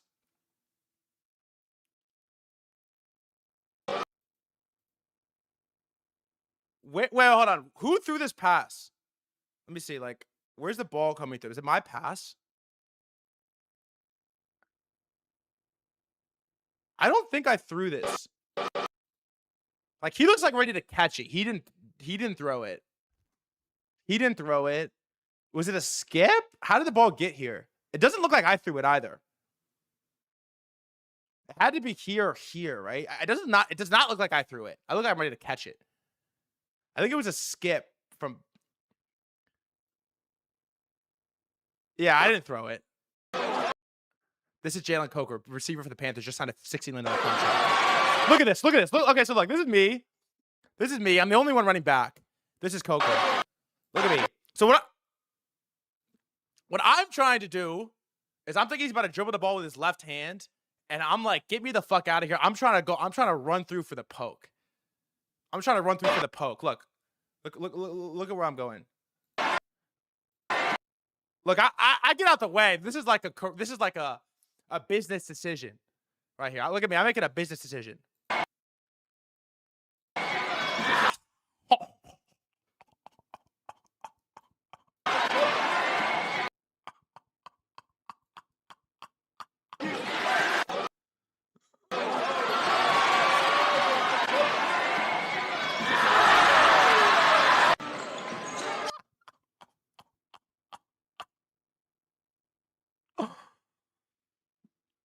Oh, man. Oh, my God. Why do you dunk it so hard, bro? Why do you punch it like that? Oh, my God. It's the last game of my career, too. Okay, you want to see some highlights real quick? But then, you know, I was doing shit like this.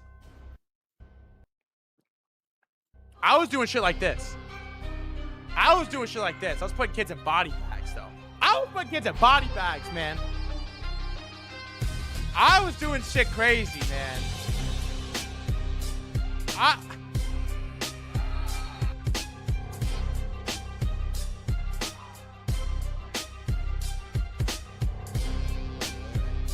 did you just write? When threadguy creative writing class at Columbia? How many times do we have to see this?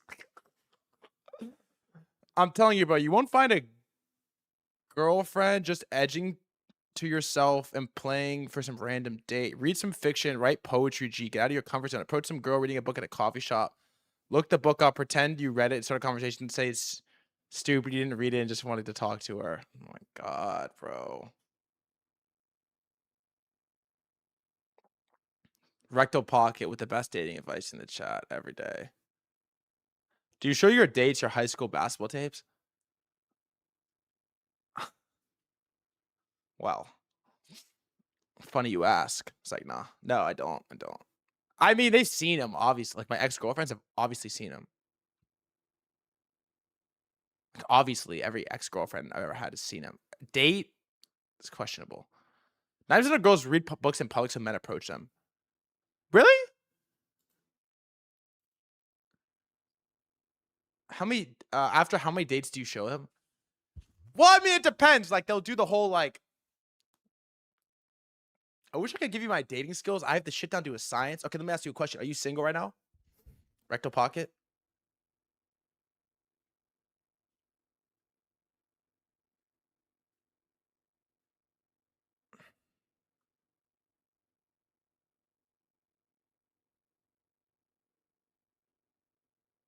No. That was... Oh, I'm married. Damn. It did take a while to answer that shit, though. That was a long pause. Girls do not be reading unless it's like 50 Shades of Grey. They're doing that stuff at home. Gooner Girl book talk is a huge thing. Wait, what did you just say? Gooner Girl book talk? What? My Gooner, should I like TikTok? What should I TikTok? Gooner Girl book talk?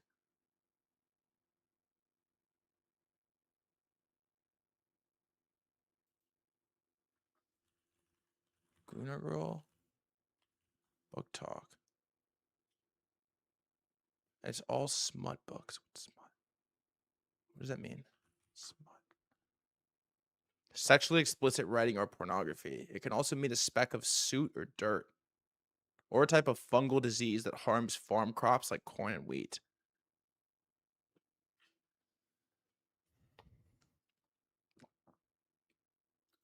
Interesting. I'm reading Liar's Poker right now. Smut. Liar's Poker is... how good is it? It's so good. It's so good. I love that book so much. That book makes me so happy. Dude, I convinced my mom to watch The Big Short the other day, by the way. Because I told her, first girl in the chat, most of the girls just don't chat. I convinced my mom to watch. Bro, it's a crazy revelation. You're 6'1", you give off 5'9".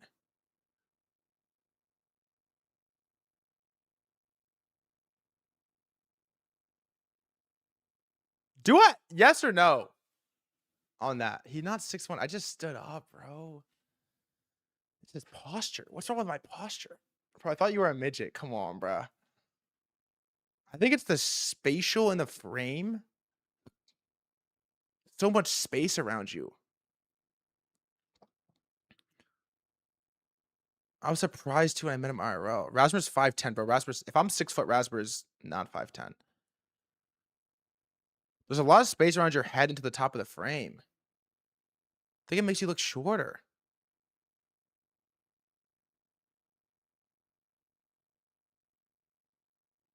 See where your head is. You're caved in, bro. Your shoulders. Because look what I sit in, bro. I sit in this fucking, like. Look what I sit in. This is crazy.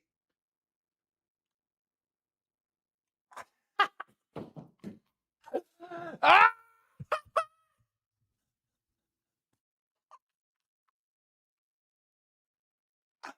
Nah. First chat. That's the craziest shit I've ever seen. Bro. Oh my god. Oh my god. Oh my god. Famous millionaire, by the way.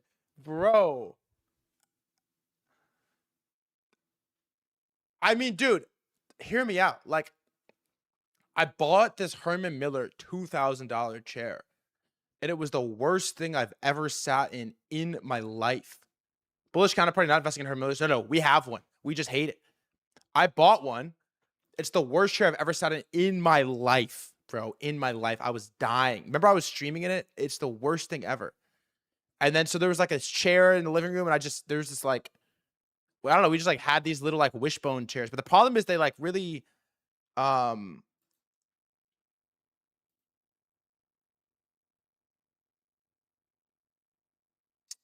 it like hunches me in. And then so I get off and my shoulder is just fucking throbbing. My shoulder is throbbing. I'll tell you what I bought so you never buy it. It's called do reverse planks. What's a reverse plank? Like on my back?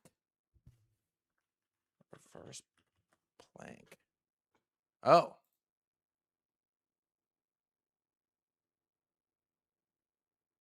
Huh. I'll tell you what I bought.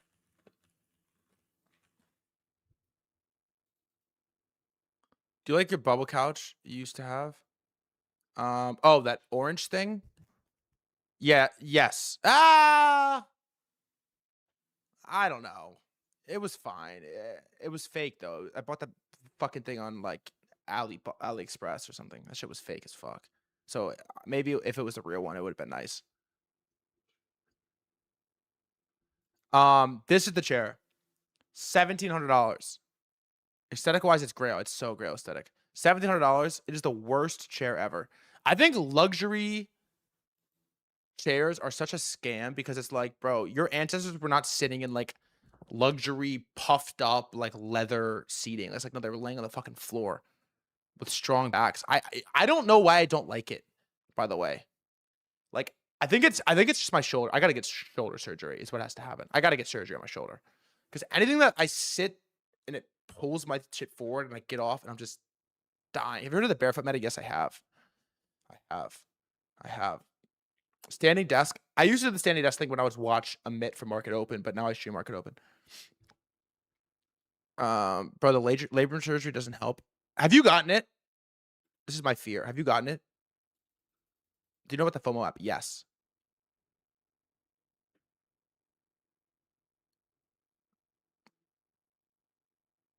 We both have labrum tears.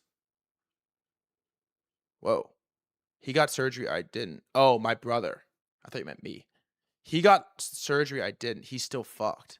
Stop. Really? It's supposed to be the gnarliest surgery. What do you get? The tendinosis? Tendinosis? I think it's I don't know what it's called. Tendinosis? My shoulders are fucked. I have to do stretches. I'll send you a link. Do it. What recovery is brutal too. Damn. What did you do for yours? You just sit in pain every day?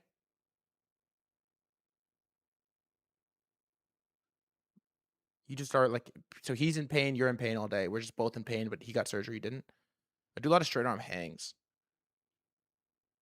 He's having a stroke, trying to say tendinosis. Yeah, it hurts still. It's the worst. I'm in so much pain every day. It's the worst. Stretching, dead hangs. I do a lot of like band pull aparts. Like I'll get off stream and I'll be miserable, and then I'll do band pull aparts, and those will be pretty good. It's not a rotator cuff, Luke. Oh. Let me ask you a question. Did massages help? They fake help. They fake help. I have a theory as to how I have it, by the way.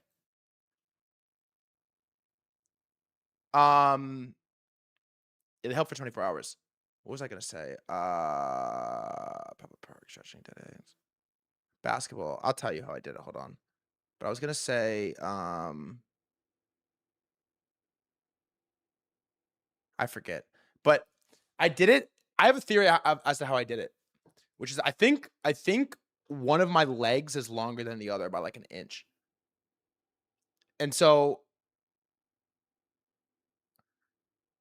because one of my legs is longer, I stand weird and my shoulder like slants. No, not an inch, but like just enough. My shoulder slants down. And so I did like, 5 years of lifting with a shoulder out of place. And then it kept rubbing and it kept rubbing and it kept rubbing and it kept rubbing and it kept rubbing and it kept rubbing. And I kept going to doctors and they would be like,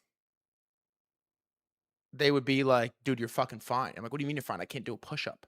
Like, no, you're fine. And then I kept lifting. And then one day I just like went on the bench and I woke up in the morning and it was like the worst it's ever felt. But it was one of those like, there's no position that'll make it stop hurting. And I'm like, damn, I think I tore my shoulder. And I went and got an MRI. And then they were like, yeah, your thing is snapped clean. But they could do nothing to make it stop hurting. So I went to this doctor and he gave me a Toradol shot, which is nuts. It's one of the, like this long. And it's not Toradol, but it's the other one, which is like, the other one is really bad. The other pain shot they give you, what's it called? There's like another pain shot they give you. Yes. Cortisol shot. Cortisone. Cortisone. Those are bad, dude. You're not supposed to get those. Not to like suss you out, but it definitely like increases your injury chance. Those are not good. They're not great. I didn't know what Toradol was either. I'm like, dude, give me whatever you got to make the shit stop hurting. I was dying. And now I got a PRP injection. I'm kind of just stuck with it now. We'll see what happens. Lefty or the goat, bro. Thanks. It's a shoulder stretch. What do you got?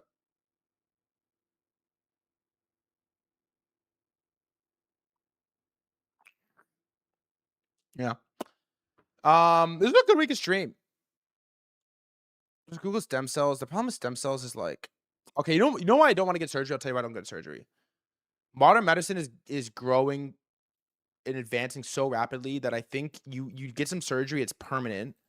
And then in 2 years, they come out with some like, miracle startup that can one snap fix all your injuries. And then I'm like, why didn't I just wait for this? Now I'm stuck with this fucking screws in my shoulder. The surgery to fix your labrum, by the way, is they cut your bicep tendon off of your labrum and they drill it back into place. It's disgusting. It's gnarly.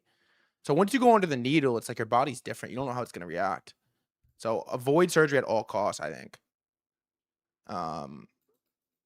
Yeah. They cut because your labrum, your bicep connects to your labrum, and it's like pulls on it, and it pulls, and it rips. And so they basically artificially sew your labrum. They cut the bicep off, and then they drill it back into the top of your shoulder, and they shove it in there so it can't fuck with your labrum again. So the labrum kind of like stays teared forever, but it doesn't get pulled on. You don't really need your labrum. From what I understand, you don't really need your labrum for anything. It's kind of useless. But it just hurts. Yeah.